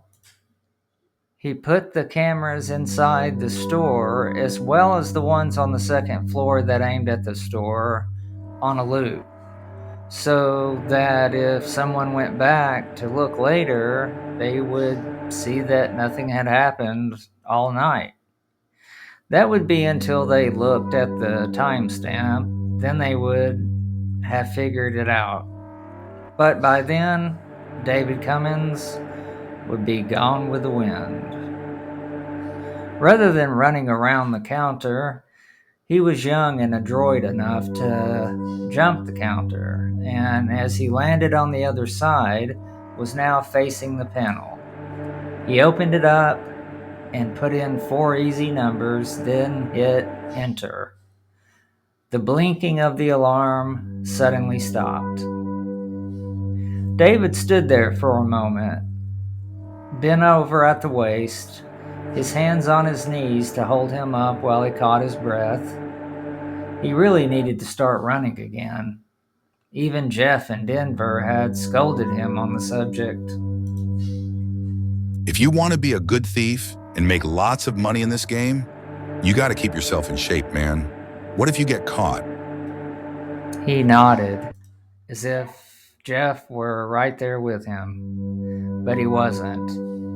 No one was. And his relief wouldn't come for another 6 hours. Inside the store it was dark. Too dark. David pulled out his mag light and pressed the rubber button. An impressive wide beam jumped out, bringing everything he aimed it at to light. At first, David didn't see the wooden effigy that looked like a nightmare on legs. It stood further down and against the back wall. Curious what treasure might lay behind the long counter that stretched the entire width of the store, however, David moved forward, his footfalls quiet, though he didn't know why he was trying to be quiet. Again, there was no one here but him. Call it muscle memory, and he carried on this way. However, before he got to the area where there was an entrance-exit door about growing high that swung both ways, David caught something out of his peripheral. It appeared to be a little person. He started, then swung around quickly, and the beam of light landed on the wooden effigy in chains. David yelled and tripped over his own feet, trying to backpedal out from behind the counter. The result was that he fell on his ass. His flashlight fell from his hand in the process, hit the ground, and rolled a few inches so that it was no longer showing up whatever the hell he had just seen. The only word that popped into his mind was monster. And as silly as it sounded to him, what else was there to call it? Quickly, his heart trip-hammering in his chest, his blood beginning to turn cold, David reached around and frantically searched for the mag light, not taking his eyes off the silhouette in front of him. He finally found the flashlight. David held it up in one shaky hand and aimed it at what he had seen or thought he had seen. As soon as he trained the light back on the thing, he screamed again. It took a few moments for him to understand it was not real. But Billy B. Frigg did it look real. It had red eyes smaller than those of a person's, and he was surprised they weren't glowing because they looked like the kind that would. Its teeth were perfectly white and reminded him of the teeth of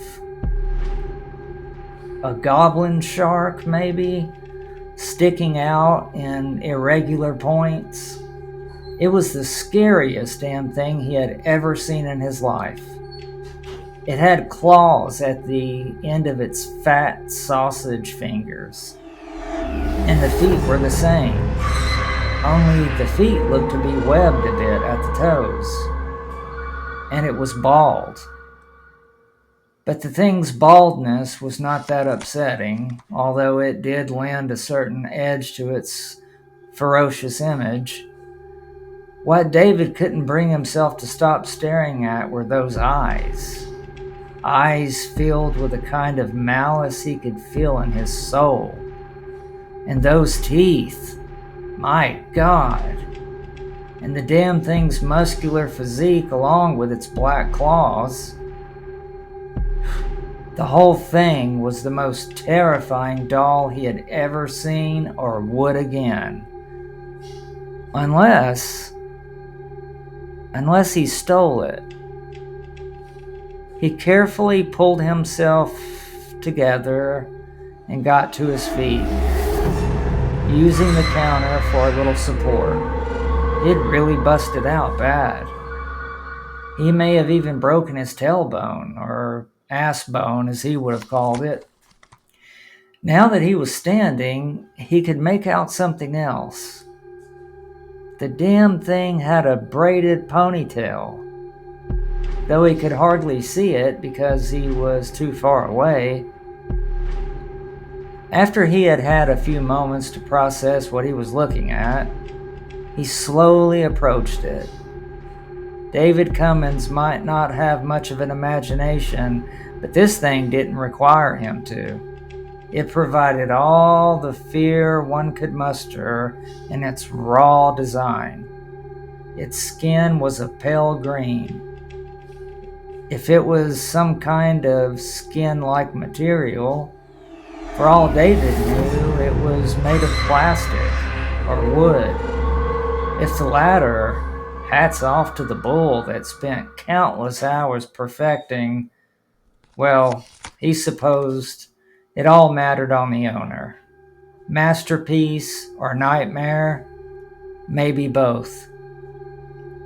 As he kept closing the distance between him and it was too easy to imagine the thing suddenly breaking form, bursting from its rusted chains and rushing him.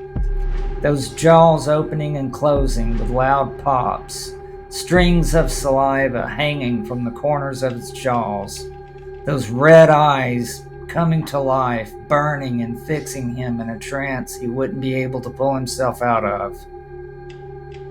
When he reached it, of course, None of that happened. He spent a few minutes examining it. Yes, it had a Tong Po style hairdo, a circle of hair on top near the back, and a braided ponytail was held together by a gold-colored hair tie.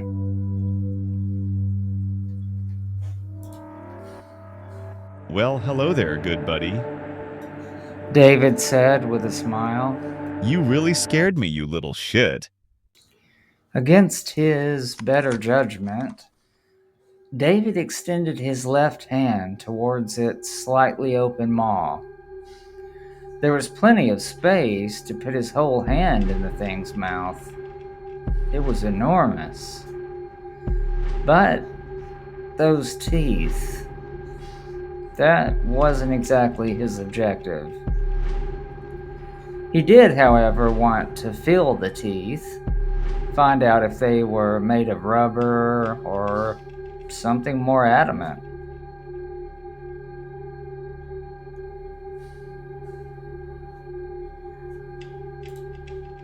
Are you gonna bite me if I check out those teeth of yours? Nah, you're not gonna bite me, are you, little friend? Because... He asked and giggled. David stretched his hand further and further until his fingertips were right inside its mouth. if you did, we would have a big problem. You see this flashlight in my other hand? I'm afraid I'd have to beat you to death with it. Ouch! You son of a bitch! You fucking bit me! Well, the teeth certainly were not rubber. They felt real. And it most certainly did not bite him. He had merely pressed down harder on a few of the teeth than he had thought. Lesson learned.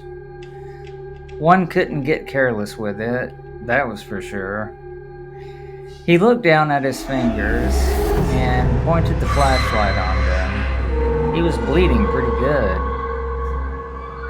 The skinny, sharp teeth that had broken the skin on his index, middle, and ring fingers did so pretty bad. He wasn't sure if they needed stitches or not, but hot damn, he was bleeding like a stuck hog. Oh, you little bastard. He hissed through gnashed teeth. David grabbed it by its shoulders, tried to lift it, and discovered two things. One was that it was, in fact, made of wood. Two was that the damn thing must weigh over a couple 100 pounds. He took a deep breath, then withdrew his hand so he could assess the damage he had caused by screwing around with its teeth. Teeth that must be acrylic. David couldn't think of anything else they could be. His fingers weren't bleeding as bad anymore. He took off his t-shirt, though, the one he was wearing under his uniform shirt, and wrapped it around his hand to minimize the bleeding. How was he going to get the bastard out of here? That was the million-dollar question. He wasn't strong enough to lift it, and he damn sure didn't feel comfortable touching all over it. Suppose its claws got him next. And those chains. He knelt and cautiously felt of them. They were no plastic job. These were the real deal. He wanted to get a tetanus shot just looking at them. Rusted shackles. There was some of the weight right there. There's no telling how much the shackles alone weighed, and he bet the Indian dude that worked this shop must have a dolly in the back. He could do it. He might need to loop some more cameras further down the hall, but he doubted it. It could be done. While masks were easier to conceal, of course, there'd be no concealing this bad boy. Unless I took it out with a trash bag over it. He said aloud to the otherwise empty store, and then laughed a bit. Concealing it was a little silly. The old man would certainly know what was missing, every bit as much as the authorities would know who had stolen it. With all the obvious aside, he decided he wanted it bad enough to take the chance. First things first, though, he thought, gotta get a dolly. Before David went to go look for one, he heard something. A kind of tinkling noise, like the sound a piece of crystal might make if it fell on a glass coffee table. And it wasn't the chains. No, it had come from the same area he was in right now, somewhere around the wooden doll, but it wasn't the chains that had produced that sound. With his flashlight in hand, he spanned the area the wooden whatever it was in. At first, he didn't see a damn thing. Then, as if on cue, a single key fell to the floor, creating the exact same sound David had heard. But where had the key fallen from? Its ass? Slowly, he reached down and retrieved the key from under the thing's legs. He hoped it went to the shackles, and his prayer was answered. It was a skeleton-type key. It fit right in the keyholes, and when he turned it, the lock that was holding the belly chain fell away. Then he unlocked the shackles at the ankles, then at the wrists. With all the chains off now, he flung them in a corner behind the counter with a disgusted look on his face, happy to be rid of them, and hoping he didn't get any of the rust dust in his sliced up fingers. They had been heavy as well, and any weight he could reduce was better. Now all we gotta do is get you some transportation, and when we get you to where you're going, Daddy here is gonna make a lot of money off you. David said to the wooden effigy, as though it could hear him. Unless I decided to keep you for myself, he thought. He knew he couldn't keep it.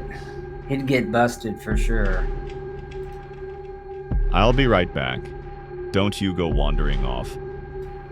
That last bit, he said, caused a tingling sensation to course its way up his back, starting at his sore tailbone and slowly crawling north, like a spider on its way to the base of the skull.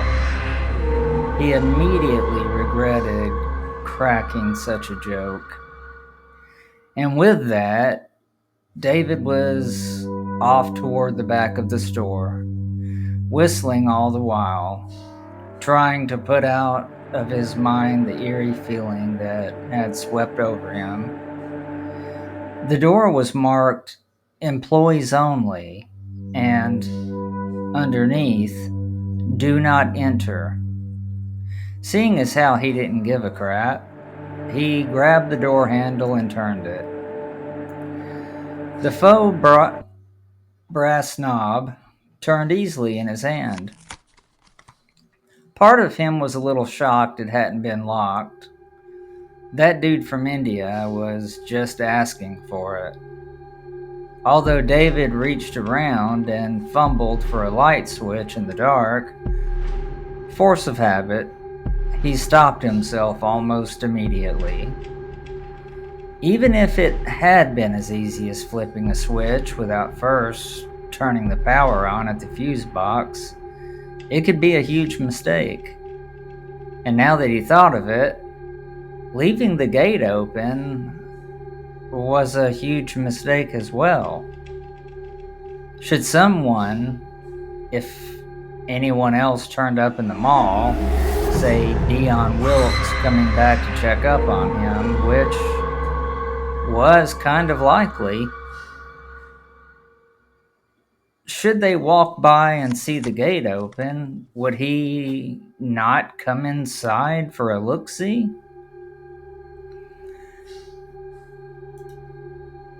That's not going to happen.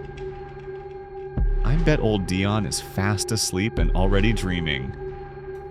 He said to himself in the empty storeroom in a voice just above a whisper. And the only way a police officer would show up would be if an alarm sounded. But he had seen to that already. Thinking of that got him thinking about the other cameras, the ones he hadn't looped. Although they were so far down the hall, it would be a blur once they went back and looked at the camera footage from the night prior.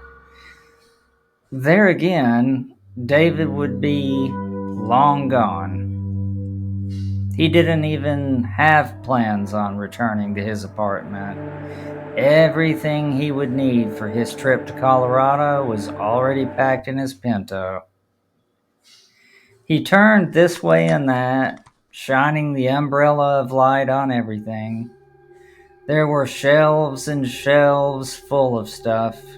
Masks, Halloween trinkets, fake vampire teeth, stage blood, plastic skeletons, etc., etc. The shop owner had it all. David walked by one aluminum stand of shelves that held nothing but wigs. Any color one could imagine, from pink to purple and black to blue. There was even one that was gray and one that was white. Maybe that's what he should do. Disguise himself as a drag queen when he rolled the wooden statue out, he thought and laughed under his breath. A stupid thought, for sure. They'd know it was him, especially seeing as how there wouldn't be any signs of breaking and entering. Not to mention he was the only security guard in the entire mall. If someone did walk in on him, he already had an excuse prepared. He would simply tell the person, Dion, that an alarm had went off, or at least according to Master Control it had. And so he had came up, let himself in, and was searching for whatever had tripped it. The walls inside the storeroom were solid concrete. They weren't even painted, just that slate gray of their natural state. He placed his left hand against the wall as he walked down the furthest aisle. It was cold, but then he knew it would be. Aiming the light straight ahead, he could see where this aisle of shelving came to an end. But there was a space between its end and the far wall. Once he reached the end, he turned right and followed it around. And there, straight ahead, was a red dolly. And this was not some El Cheapo. No. This sucker had 6 wheels, 3 on each end. It was the kind with straps as well, and when rolled, those 6 wheels would not only turn, but they would rotate in unison on a small axle. This would enable the one pushing or pulling it to roll it up or downstairs much easier, because it was designed to rotate pretty much on its own, with just a little help from the one navigating it. In other words, it was perfect. The shop owner would be missing his most prized possession and report it stolen. The mall security on duty, Dion, would notify the police, who would come down, file a report, gather the name of the security officer on duty the night before, and review the cameras, 10 of which would show absolutely nothing had happened.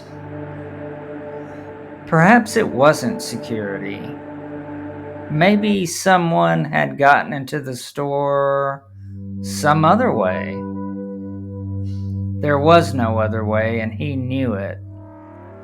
In the end, they would know it had to be one David Cummins.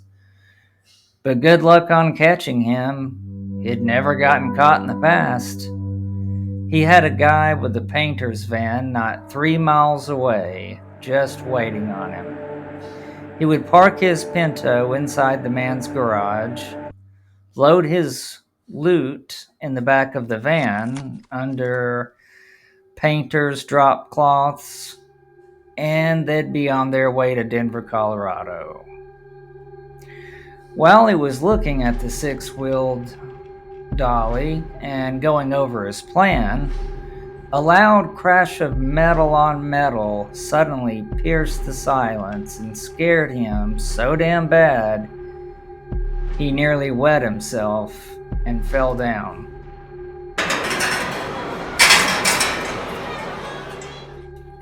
Then suddenly it hit him like a ton of bricks.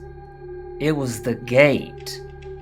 Someone was here. And from the sound of things, they had closed it. It might even be that Dion fellow that gave him a 2-hour run over about the job. He'd come back to check on him. He just knew it. Slowly and silently, David went back the way he'd come. The damn door to the storeroom he'd left open like a fool. He only prayed that Dion had merely seen the gate, was open, and closed and locked it, and was now on his way, searching for David. It was a large mall, and if he was looking for him, that would be a good thing. All David would have to do was unlock and open the gate, slip underneath it, then pull it down and lock it again. Aside from that, he would simply go downstairs to the first level and walk around until the two of them saw each other. If Dion were to inquire on his whereabouts, David had only to inform him he was making his rounds like he was supposed to do, and they just must have missed each other. But Dion would most definitely ask him about the open gate to Masquerade, and what would David say? There was only one way around that, and that would be to start the conversation off with, Hey! Funny you should show up. All's quiet on the Western Front. There was an alarm that went off on the master control panel. I went up to the store, opened the gate, and was in there checking things out. Scared the hell out of me when I heard you close it. It was worth a shot. David only hoped it wouldn't backfire on him. He might very well be cooling his heels in jail tonight if he wasn't careful, and jail was the worst possible scenario he could imagine.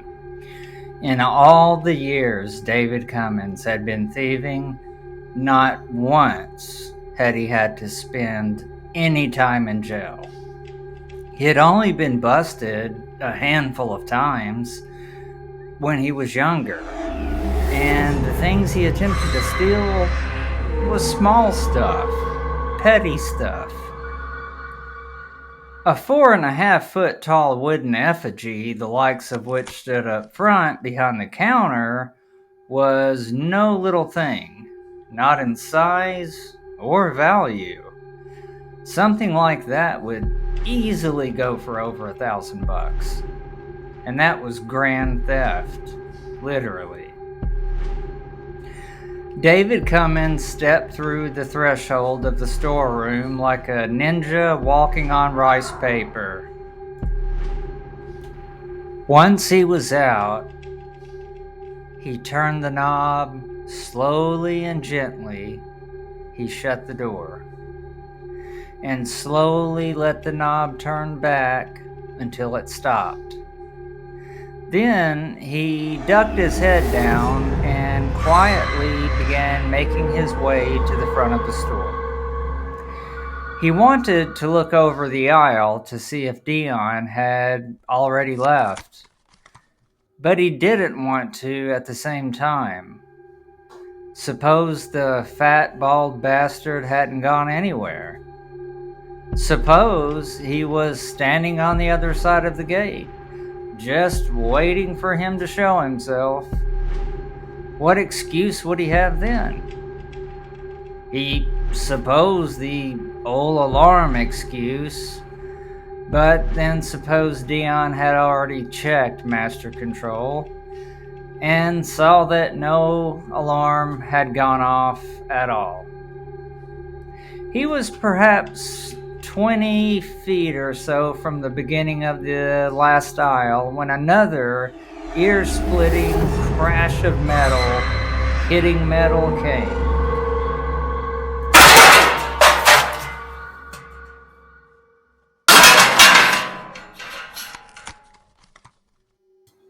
He stopped dead in his tracks and dropped down to a squatting position, his hands up near his ears. Then another crash came, this one equally as loud as the first two. What the hell is going on, he thought, as he waited for even more of a ruckus. None came, although there were a few more sounds, like boxes falling to the floor and so forth. Shelves, he thought, metal ones. Falling against what? The gate? Now that the gate was down, it was a possibility. He recalled there being 2 tall metal shelves on either side of the gate, just a couple yards away. If they fell the right way, they would fall against the gate for sure. But someone would have to have pushed them over. David's heart now beat even faster than it had mere moments ago.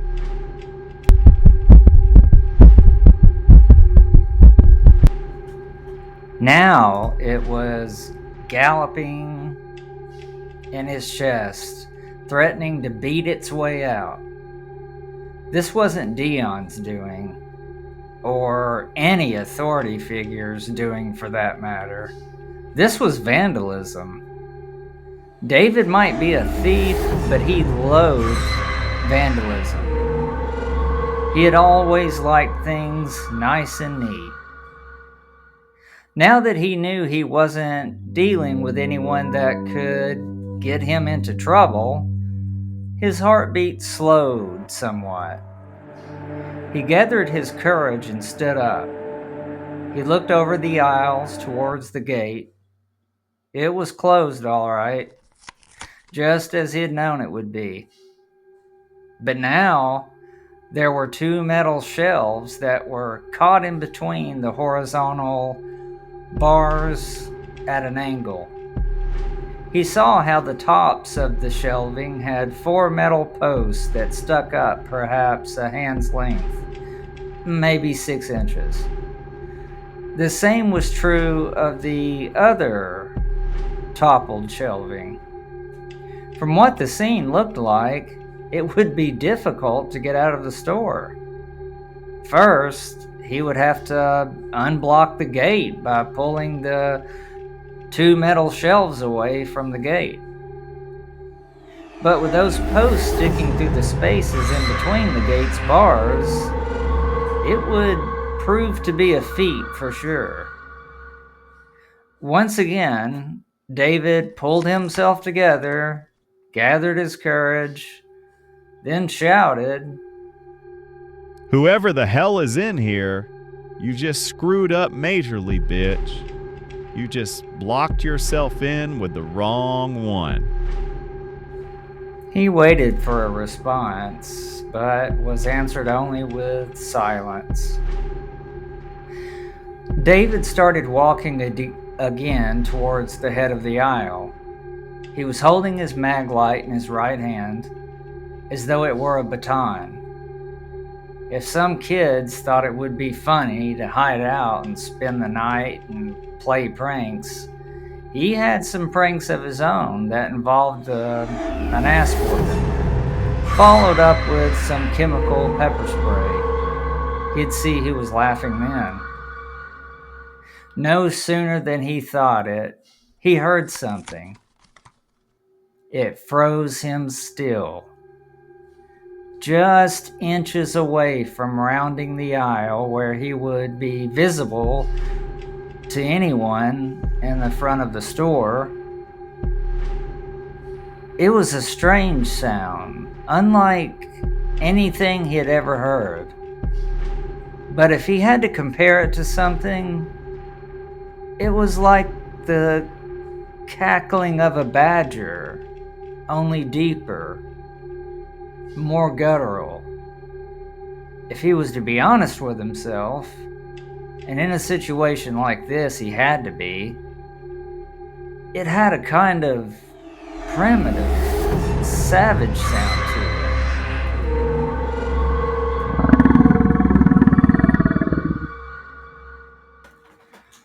What went through David's head then was a bunch of garbled up stuff. Nothing that made much sense. He had his thick-barreled flashlight and his pepper spray. But that damn thing that had sounded like a mixture between a pissed-off badger, a lion, and a hyena had to be one big mother from the sound of it. What good would a flashlight do? Or even pepper spray, for that matter? Someone's having fun with you, bro. It had to be true. How would any such animal even get inside a mall? He didn't know and didn't care. All he wanted to do was get his hands on the little bastard with the sound effects machine and pull his skin off. Then the sound came again, and this time it made the hairs on the nape of his neck stand on end. Again, it was a savage, almost laughing sound, a cackle that wasn't very deep, but felt very old. Where David Cummins had grown up, his father had had a problem with badgers, and this sounded something like one, but then it didn't. This sounded old, and the savage way it was delivered made David's blood run cold as ice and caused his bowels to freeze. His feet might as well have been bonded to the floor.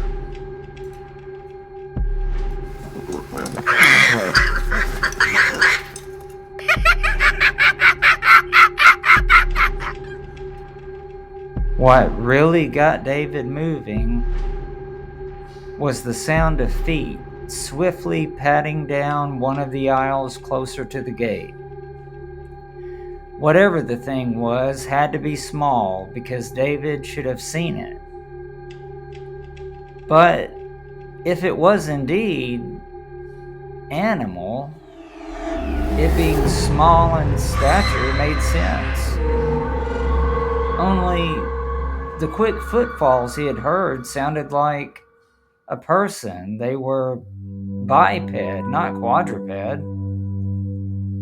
Confused and scared out of his mind, David peeked around the aisle he had been hiding behind.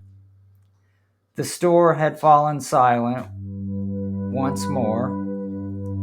It was dark everywhere, except for what light issued from his flashlight and the dim light from the emergency lights out in the hall. Uncertain of what to do, his instincts told him to kill the torch. If he turned off the mag light, maybe whatever had gotten into the store wouldn't... Well, wait a second. If it's some kind of animal, how the hell did it close the gate?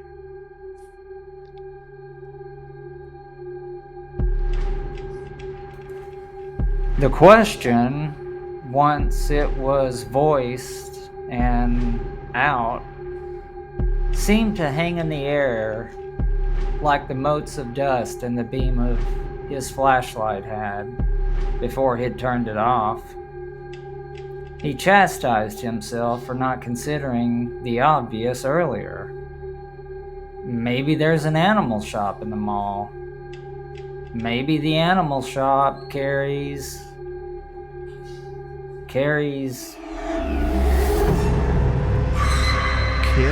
what? Monkeys? Badgers? He didn't think so. Suddenly, David wouldn't mind if Dion were here. Hell, even a cop.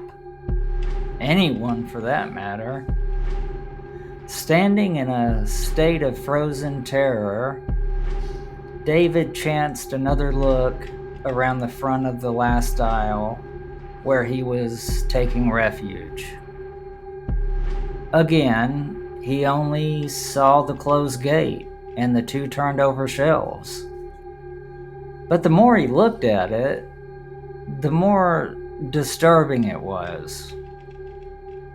For all practical purposes, it appeared as though whatever had closed the gate had purposefully shoved the shelving over as well, knowing those poles that stuck up from the top of the shelving would get stuck between the bars of the gate, thereby trapping him inside. It was a horrible thought, but my God, what if it's true? He wondered. A surge of energy took over him suddenly.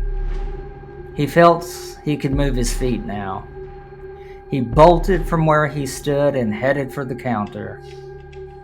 Once he reached it, he wasted no time in jumping over it, where he landed fine, but his momentum caused him to crash into the wall on the other side. And although he was almost certain he had broken a rib or two, the pain was negligible when compared to the fact he might be trapped inside a store with a wild animal that could not only close gates, but also had the mental fortitude to block said gate with other obstacles. The whole thing didn't make sense. But he went down through the list of animals that might be capable of such things nonetheless, only to come up empty-handed. He wasn't a professional when it came to animals, but he knew enough. David decided to stay down low for the nonce. He kept his ears peeled, listening for even the slightest of sounds that might break the otherwise perfect silence. It was dark, darker still behind the counter, and while he didn't want to turn the flashlight on, he felt it would be best, if only to get his bearings of the things in his immediate vicinity. He expected to see that abhorrent wooden creature when he pressed the mag's rubber button, but when the light sprang out, he saw only chains where he had flung them, and an empty area where it had stood. That in a torn-apart box. David felt tears close now, felt himself losing hold of his sanity he normally had a tight grip on. It was like the world he knew was slipping through his fingers. Fingers that were soaked in oil and grease. Nope. Nope, that is not possible. You hear me? You wooden son of a bitch? David Cummins had reached the end of his patience. This was some kind of hellish nightmare, and he would wake up at any moment. Either that, or he would go insane. No, you're not real, man. You can't be real. This is some kind of sick joke or something. Oh God. Oh God, oh God, oh God, oh God. He screamed out and stood up. There, standing maybe 3 yards away, was the wooden statue. Only it didn't look wooden anymore. He could see the thing's chest rise and fall as it breathed. But what's more, its eyes were a blazing red that seemed to pierce David's soul. They burned, those eyes, like the fires of hell itself, and they radiated an evil that was beyond human comprehension. The malice in those eyes made David want to cry and scream all at the same time and ask God why something so ancient, so primitive and savage was allowed to walk the earth. It seemed like sacrilege. Not knowing what else to do, David made a grunting sound as he tried to run towards the gate. The thing waited until he was out from behind the counter, then sped toward him from behind. The thing was leopard fast, and as lithe as an antelope. It was on him in no time.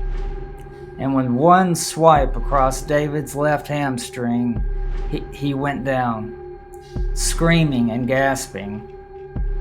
The pain was wonderful. It was awful. It burned and stung.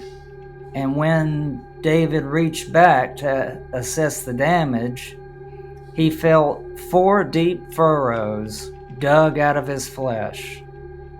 Blood sprayed the air in a fan-shaped pattern, splashing warmly against his left hand he had felt back there with. It was like a geyser for a moment. Then it slowed, but only a little. Ah! It hurts! Thinner ropes of blood still jumped out in rhythm to the beat of his heart. and more blood still ran in freshets from the 4 horrible wounds to the floor where a pool of blood was gathering. Before he could pull his hand back to start crawling for the gate, there was a moist, crunching sound. When he pulled his hand up to inspect it, all 4 fingers were gone at the knuckles in a crescent-shaped bite. Ah! Mama Jesus! It's biting me! He screamed and rolled over on his butt. The thing that had just mauled him was gone for the moment, as though it had just vanished in thin air. He heard its footfalls near the back of the store. He slid around in the pool of blood he was now sitting in. He fought to gain footing, but each attempt failed, and he fell back on his butt, and his wound, just below the left butt cheek, his left hand shot blood out in 4 thin ropes. David held it up in front of his face because he couldn't believe what had just happened. And it had all occurred in the span of perhaps 2, maybe 3 seconds flat. Ah! It hurts! Ah! It bit me! Oh, Christ! Mama, it bit me! He screamed again, and once more made a slippery scramble to gain his feet. There was a shelf nearby, and he used it to help pull himself up. And though his heart was now a fluttery bird in his chest, and he was in shock, he was with it enough to know he was in pain, a massive amount of pain, worse than any he had ever experienced before. The back of his left leg throbbed, and blood ran down his jeans in rivulets. His hand throbbed as well. It hurt like hell where the fingers had once been. It almost felt like the digits had been blown off rather than bitten off, or bashed with a heavy hammer. David attempted to take a few steps and found he could scarcely put any weight on the hurt leg. The demon, or whatever it was, had scooped out too much muscle tissue. So he hopped along on his right foot, dragging the injured one behind him. He all but ripped his shirt, trying to get it off as quickly as possible, and then wrapped it as tightly as he could around his left hand. He then pulled off his white t-shirt and tied it around his thigh, just above the 4 deep furrows which were still bleeding. He could feel his warm life's fluid running down the inside of his leg in waves. Never in his dreams, when he had unraveled the white shirt from his hand where he received some little gashes, and donned it again, along with his security shirt, did he ever think that he would be doing the exact same thing he did before, only this time to bandage wounds far worse. Before he tried to move one of the tall metal shelving stands from the gate, he looked around. He could hear it at the back of the store, yammering and cackling. His assessment of the thing when he had first seen it, in its wooden form, had been accurate. It sounded primitive, ancient, savage. And those merciless, red glowing eyes. That kind of savagery was not meant for mortal man to know of, let alone witness firsthand. What kind of Lord allowed something like that to even exist outside of hell? Dion lay in bed watching television. He couldn't stop thinking about his trainee. What had the kid's name been? David. David Cummins. It sounded right. The kid seemed okay, he supposed, but there was something about him that wasn't so okay. It had been gnawing at Dion's mind the whole night. Maybe it was just the darkness of the control room. He had been the kind of man who preferred looking another in the eye when talking, especially about business. Lacey wouldn't be in until 5 in the morning. He could tell her all about David Cummins, try and explain the strange sensation he felt every time he thought of the young man. He tried to foretell what she may have to say on the subject. Probably she would tell him that he's overthinking again. Dion was pretty good at that. It had taken him 4 hours just to put together a crib when they were expecting Rajon. Now the boy was 12 years old. My, how time flies, he thought. Still, something wasn't right. And by God, Dion was ready to pick up a Bible and swear to it, although he knew no one was supposed to do that. How could even the courts of the justice system tell people to lay their hands on a Bible and swear an oath when the Lord Jesus Christ himself said that no one had the authority to swear by heaven, for it is God's throne, nor did anyone have the authority to swear by their own head, for no one wielded power enough to change one hair white or black. It was a total contradiction the justice system held in courts, and he wondered why no one ever said anything about it. He wondered if other Christians out there felt the same way. There I go again, he said to the television. Yep. It was safe to say that when it came to overthinking something, Dion Wilkes was a natural-born professional. Maybe it wouldn't hurt to go check on the boy, he wondered, as he ate his Cheetos and waited for True Crime in America to come back on. It certainly couldn't hurt anything. So what if it was the witching hour? Anything after 3 a.m. was the witching hour, according to Mama May, his aunt, who had helped raise him. Don't you ever go out during the witch's hour, she would chide him. And for his whole life, up until now, he had kept his word. But something was really tugging him to go and check on the new hire. What if he's in some kind of trouble? What if he is the trouble?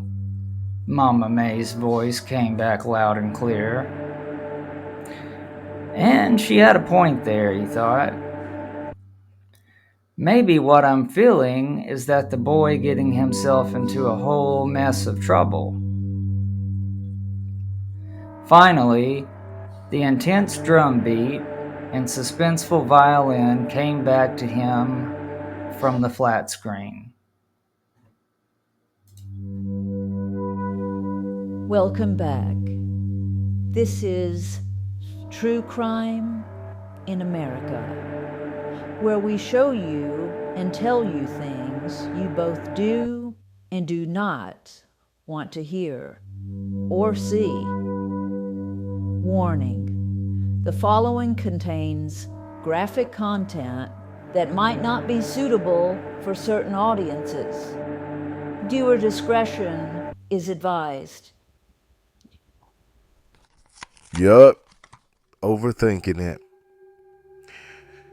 And if Lil Dude's not alright, he's got my number. Dion said to the empty bedroom. He continued eating his Cheetos and watching one of his favorite shows. It was like a game of hide and seek now. That thing, whatever it is, was somewhere in the darkness of the back of the store. David had heard it knocking over things and making its cackling sounds.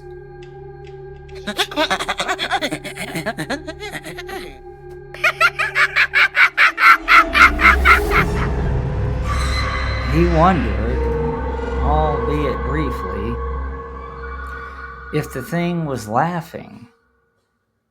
But then he thought about it some more and decided for himself that anything of pure evil, like it was maybe not capable of laughter. He didn't think so, at least. David decided that staying put was merely buying extra time. If he didn't remove the obstacles that was holding the gate closed, he was a dead man. It just hadn't happened yet. But the pain he was experiencing now was slowly driving him mad. Never in his life, at least 20 years of life, did he even imagine that the pain he was experiencing was even allowed to exist. When he was 12, his parents had taken him to have his tonsils removed. This was 1,000 times worse. Another thing, he had never heard himself scream. What a cuddled and coddled life he had lived up until now. Although he had bled straight through the clothing he had tied around his wounds, he felt it was slowing down. Not that he wanted to unravel the shirts and find out, and even if he did want to, the pain in his hand spiked to an insane height each time the fabric of the shirt touched one of the bloody stumps. The meat there was still so tender to the touch. He still felt like he had his fingers on his left hand, even though they were now in the creature's digestive system. The thought of it sickened him. And so, it was true that when someone lost a limb or an appendage, they could still feel it there. He leaned over and threw up. Clawed and bitten, he half sat and half lay with his wounded leg outstretched. Desperately, he fought to bring his mind back around to something that held some semblance of sanity.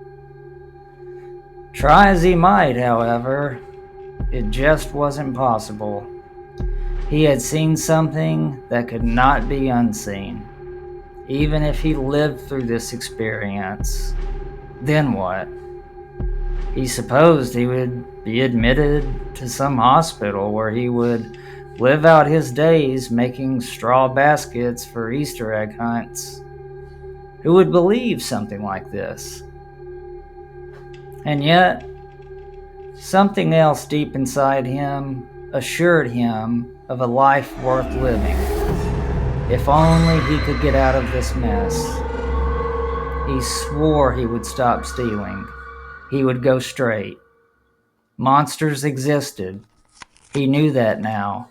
And that changed things. It changed him. Even so, there were the barriers that were blocking him from leaving. And he had to do something about that. And that, he thought, is the ticket. Just think of now. Right now. Everything else could wait. First things first. Get the shelving out of the way so he could lift the gate enough to slide or scoot underneath it. He still had the keys in his pants pocket. Once out, he had locked the fucker in. David prepared himself. He tried to put his tortured and twisted thoughts somewhere else. He looked down at his watch. He was one of few men that still wore them. Most people relied solely on their smartphones. His cell was back at the control center. A lot of good that did him. Or at least, if he had remembered to bring it with him. God, it would have been a miracle. How he wished he were with his phone right now. 8 minutes had gone by without a peep. In fact, the store, once again, fell deathly quiet. But David knew the creature was playing with him. It was all part of the hunt. Very slowly, David crept along on his right side. He used his good leg to pull upward and push outward along the floor, and his good arm and hand to reach upward and pull inward.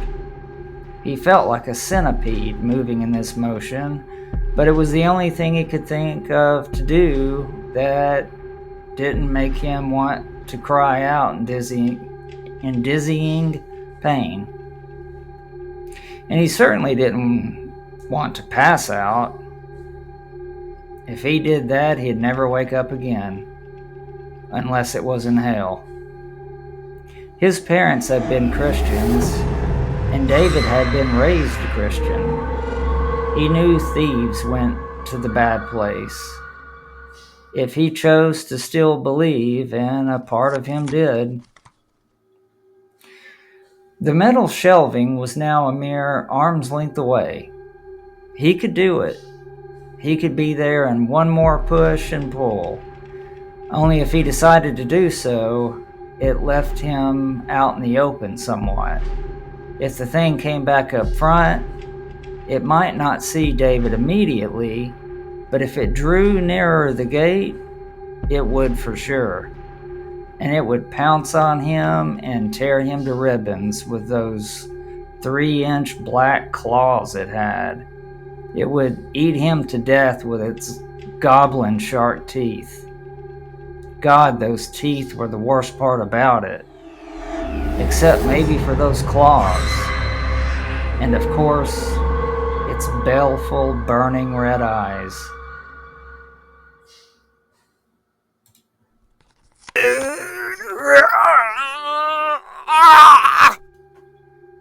David grunted as silently as he could, almost a whisper under his breath as he pushed and pulled his way to the fallen shelves. With one hand, the only hand that worked, the other felt like a cherry bomb had gone off in it, David wrapped his fingers around one of the support bars, winced at the sound it would surely make, then paused. He had an idea. Pulling down the rack away from the gate was going to cause a din, and nothing he could do would lessen such a clanging of metal as it struck the linoleum floor. What he could do, however, is make sure the long rack of shelving fell behind him, pinning him to the gate, so to speak. Not trapping him, but placing something between himself and the thing that he knew was waiting silently just biding its time. It was obvious it killed its prey slowly. It enjoyed the hunt and relished the meal afterwards.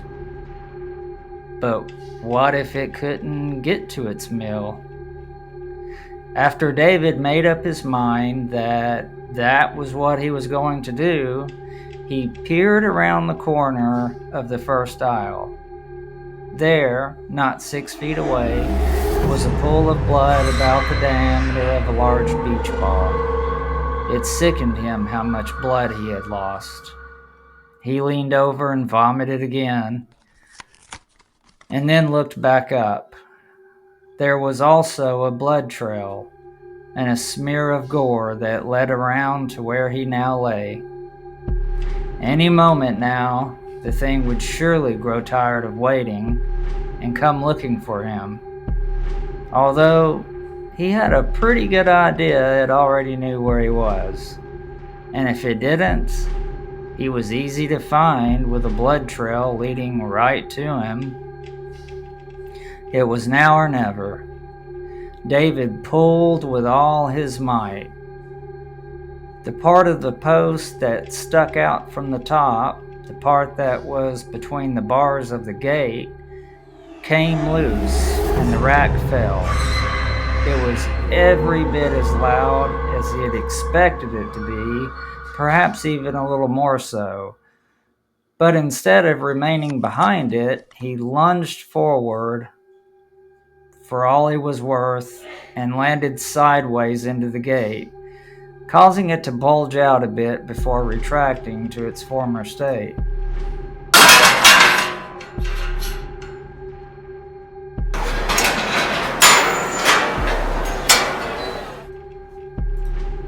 As soon as the creature heard the loud racket, it let out a sound that David thought for sure would drive him insane at any moment.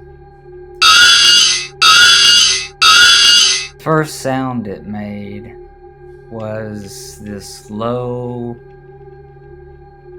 deep, bowel-freezing growl that was long and guttural. This growl climbed in pitch to a scream that would make the world's most sound-minded individual rip their face off. It was that cackling sound mixed with something like an ear-splitting whistle.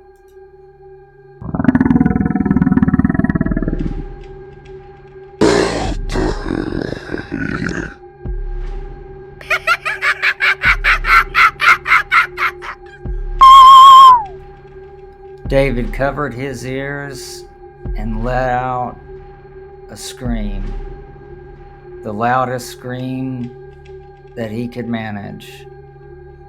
But it was still nothing compared to the wail of the beast.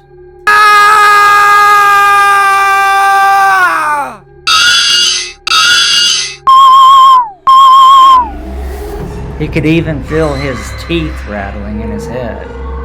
His brain felt as though it was swelling, and his thoughts spun out of control. He wasn't sure if he'd be able to pull himself back together again, if he'd be able to stop his brain from bursting through his skull at such a hellish din. Before it stopped completely, he opened his eyes that were welling with tears, and saw the bastard. It was coming his way, and fast, taking leaps and bounds that should be impossible for something of its short stature. But it was coming like a locomotive, an engine with teeth and claws, ready to rend him to so much nonsense, to turn him from something human into something that couldn't even be identified, save perhaps a piece of ragged, tattered meat. And maybe not even that. He had a lightning-fast, horrible idea that the thing ate in totality whatever it sank its teeth into, that it left nothing behind. Just like a good thief, he thought, no evidence. Like a shot, it was on him. It grabbed the metal shelving and with one pull, yanked it right out of David's hand and flung it over its shoulder where it traveled the length of the store as if feather light. It banged against the far wall, then fell to the floor, vanishing behind the last aisle. Oh my God, it's strong too.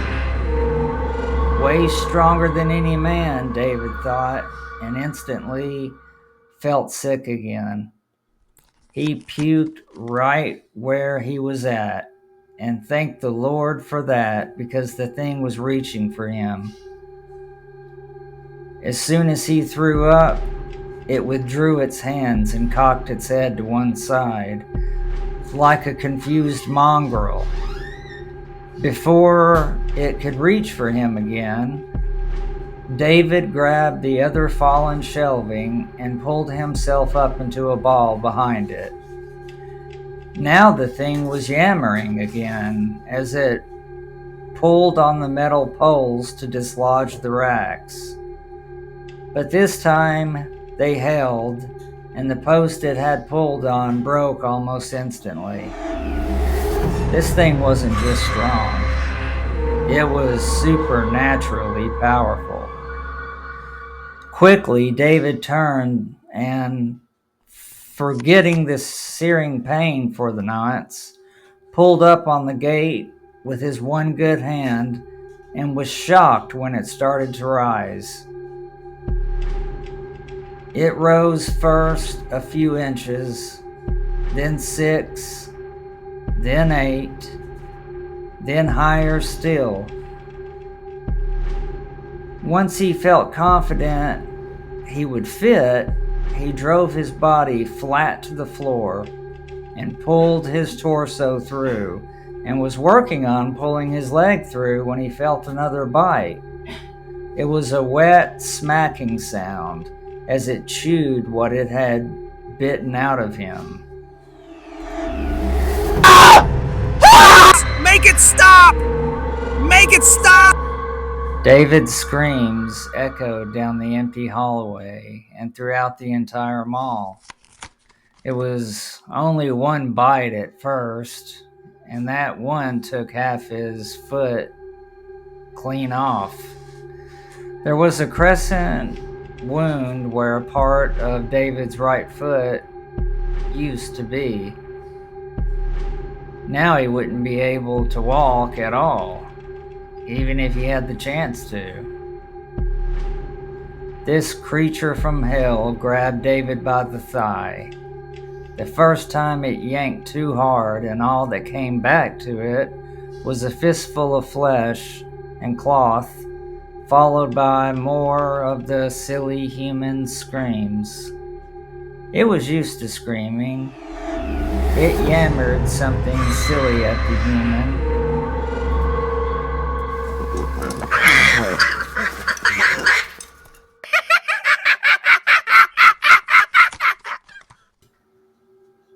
And grabbed him by the right ankle, yanking him back under the gate and into the store. Had anyone been there to see it, it would have almost looked funny. Cartoonish, really. The creature cackled like a mad hatter and threw David in a backward toss like one would throw a frisbee. His tattered body did a somersault through the air, where it struck the wall on the far side of the store, the same wall the metal shelving had struck. This time, the pain felt 1,000 miles away. Finally, shock had settled in. That and probably a concussion from his head hitting the wall. But David lifted his head. Blood ran in thin strings from his nostrils and his lips, where it made a small pull on the linoleum just below his face. His mouth was a broken mess. A few teeth fell out as he tried to sit up. He was mumbling something nonsensical. But his spine was broken along with his hip. So sitting up was not possible. And he could feel blood shooting out of him somewhere in the vicinity of his thighs. There was a large plug of meat missing there. And once again, the creature was back on him, cackling away. Only there were other sounds this time as well. There were more wet, smacking sounds as it bobbed its bald head around while it fed on David's right side. Its braided ponytail whipped around in the air like a snake striking at nothing. The first bite was at David's left shoulder. He watched like a person who was a mere bystander rather than the one involved in the mauling. He felt a tremendous amount of pressure and watched numbly as the thing leaned back with one of his arms in its hands. Then it moved down to David's side.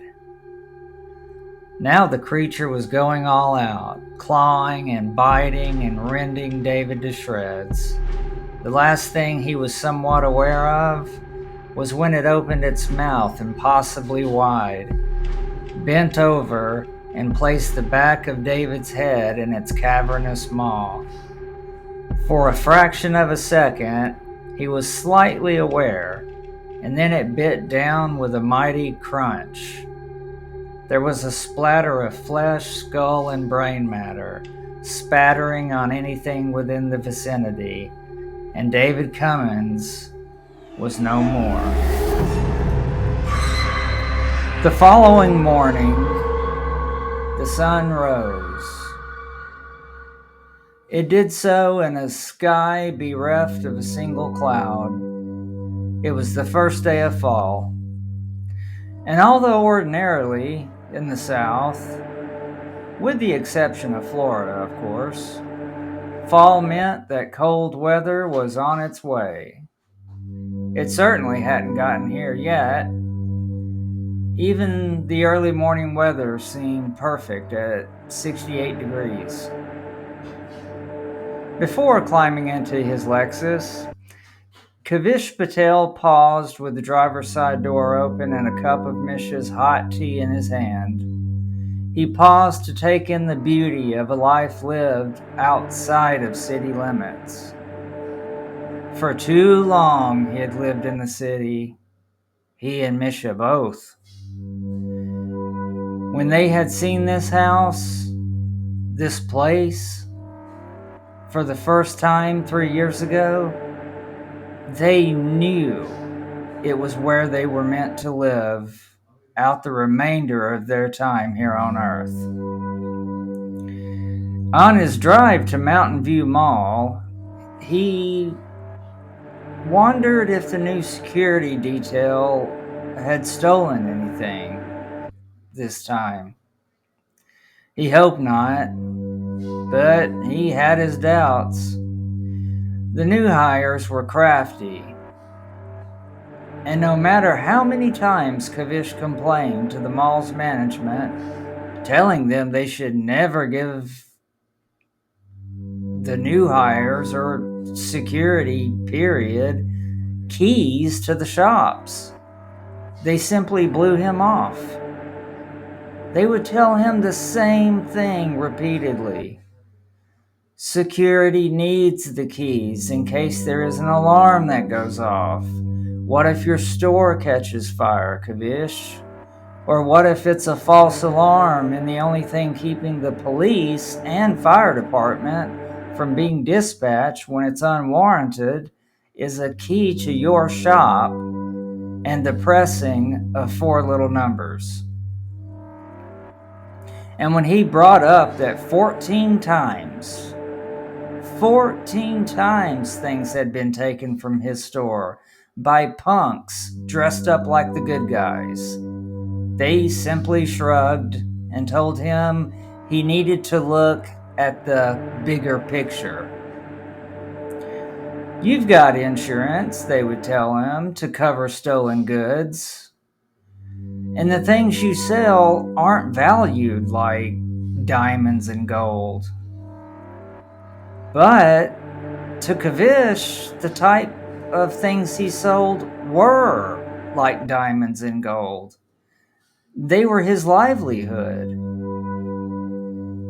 That was mall management, however. It was all about balance.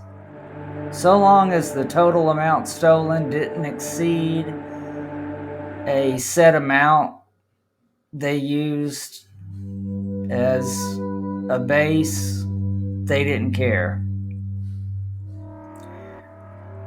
Only things that were over a few $1,000s would raise their eyebrows. Well, what if the new guard happened to steal his wooden effigy? It was old, and it didn't take a professional to see that.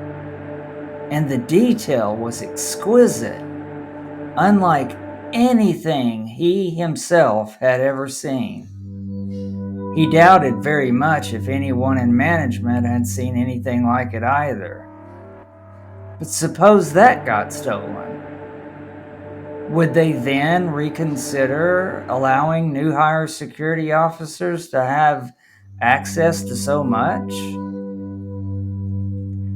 It was the turnover rate. That's what bothered him.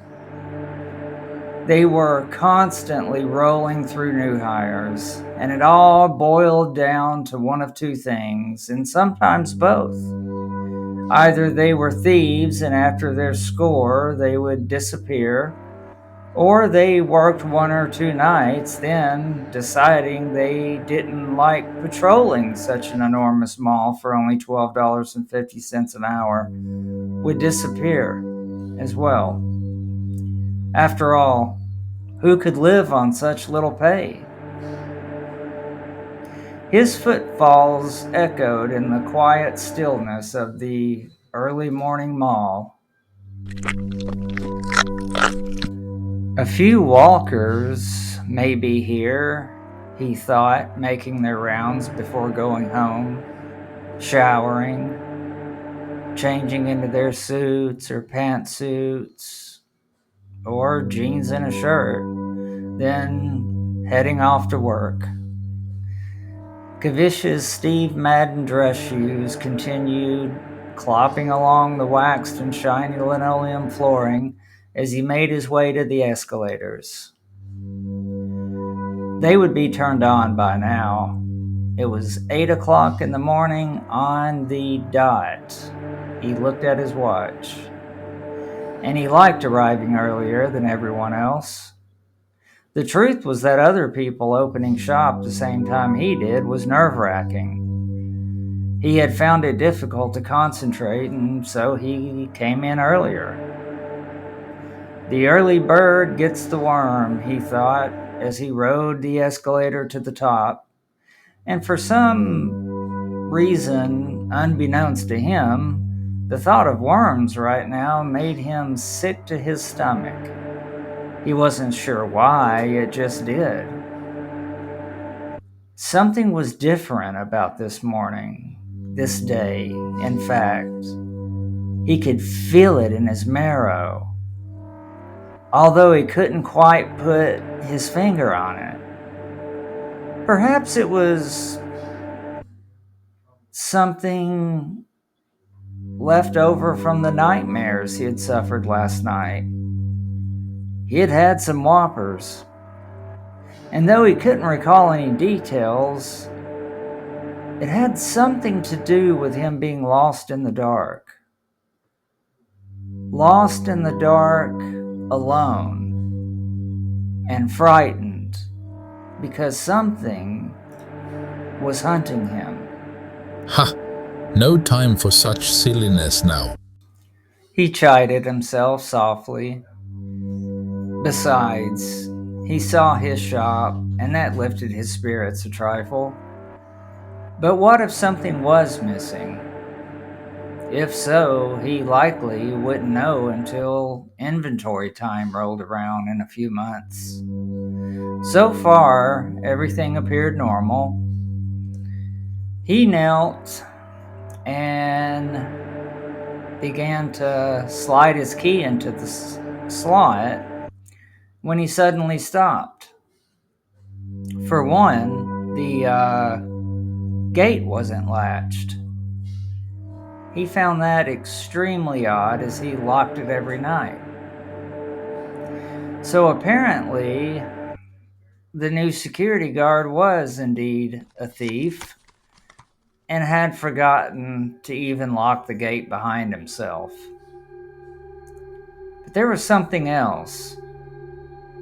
Something that smelled. It was an odor he had smelled before. It smelled and tasted like dirty pennies. My God, he thought. It smells like blood. He pulled on the gate until he had it up high enough to place both hands on its underside, then pulled and pushed. The gate automatically went up the rest of the way.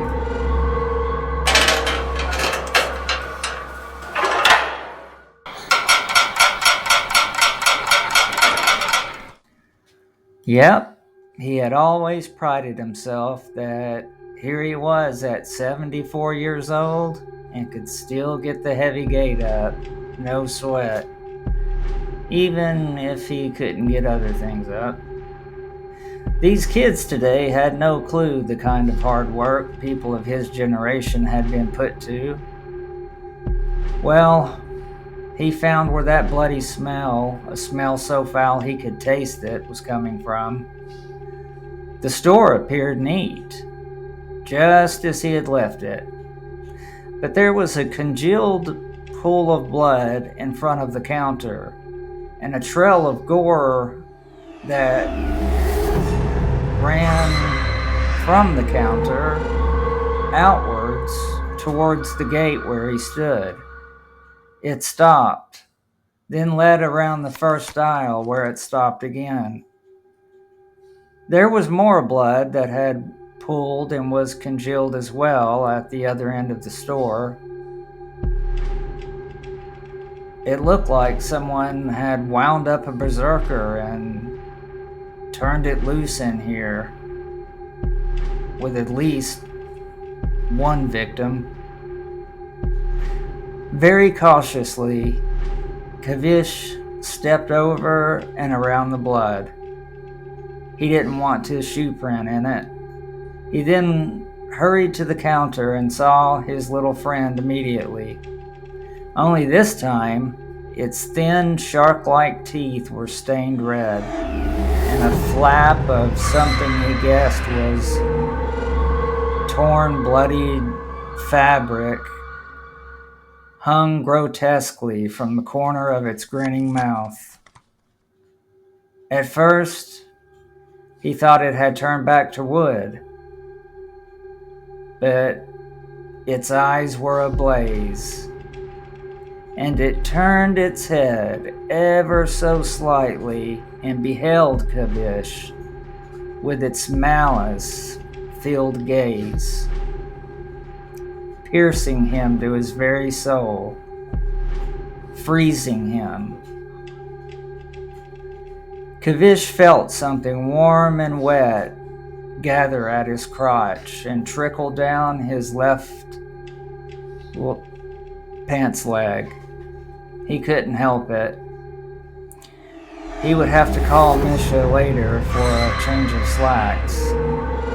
It yammered something, and Kavish jumped in his skin. His old heart just couldn't take this.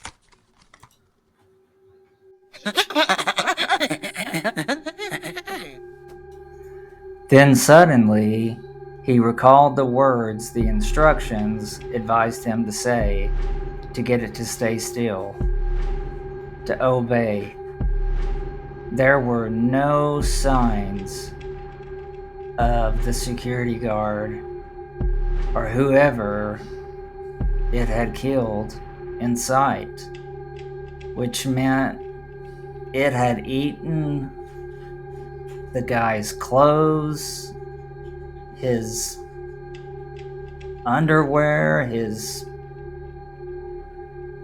it had even eaten his socks and shoes. Just what would it not eat? It was kind of like a sand tiger shark. Anyhow, he quickly brought his thoughts back around to the situation at hand. It took a quick step towards him. Then Kavish said the incantation. La Vishida Wazaktima Solom Ne Alone. And suddenly, it paused, cocked its head to one side again, like a confused mongrel, and stepped back to where it had been waiting. Its burning red eyes lost all their blazing glare, like the hellfire that had danced within them had been suddenly snuffed out. Now they looked more like dull rubies again. There, my friend. And thank you for picking up after yourself. As for the blood, I've got a mop and bucket in the back. I think I can handle that just fine, said Kavish as he slowly stepped behind the counter and found the chains and shackles. He put them back on the thing, with his heart beating so hard it felt like it was in his throat, and sweat pouring down his face. With a simple swipe, the thing could snatch his face off, but thankfully the words had worked, and he was thankful he'd learned them. With it cuffed, shackled, and chained, Kavish watched in wonder and awe as its tough, pale green hide slowly changed back into wood. Just before its face did, however, it turned to him and winked. Thank you, my friend. May you now have peace and rest, for that is what you have given me, my little peace charm. As Kavish started towards the back, he heard a laugh, a cackling laugh that he recognized from not long ago in a tent in Jamaica. It was the sound of the old blind man laughing, and it seemed to drift in on a wind that gently sowed through. It was there one moment, then gone almost as soon as it had arrived.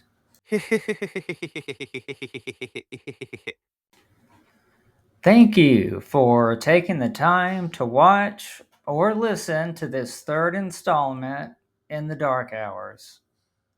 If you enjoyed this week's story, please give it a like and subscribe. It's totally free, and by subscribing, you'll have access to signed copies of my manuscripts before they even make it to a book. Also, if you decide to become a subscriber, you will get 20% off any merch just as soon as we get that up and running. But before we can do that, we need more likes and subscribers to help in building the channel. Once again, thank you for your time.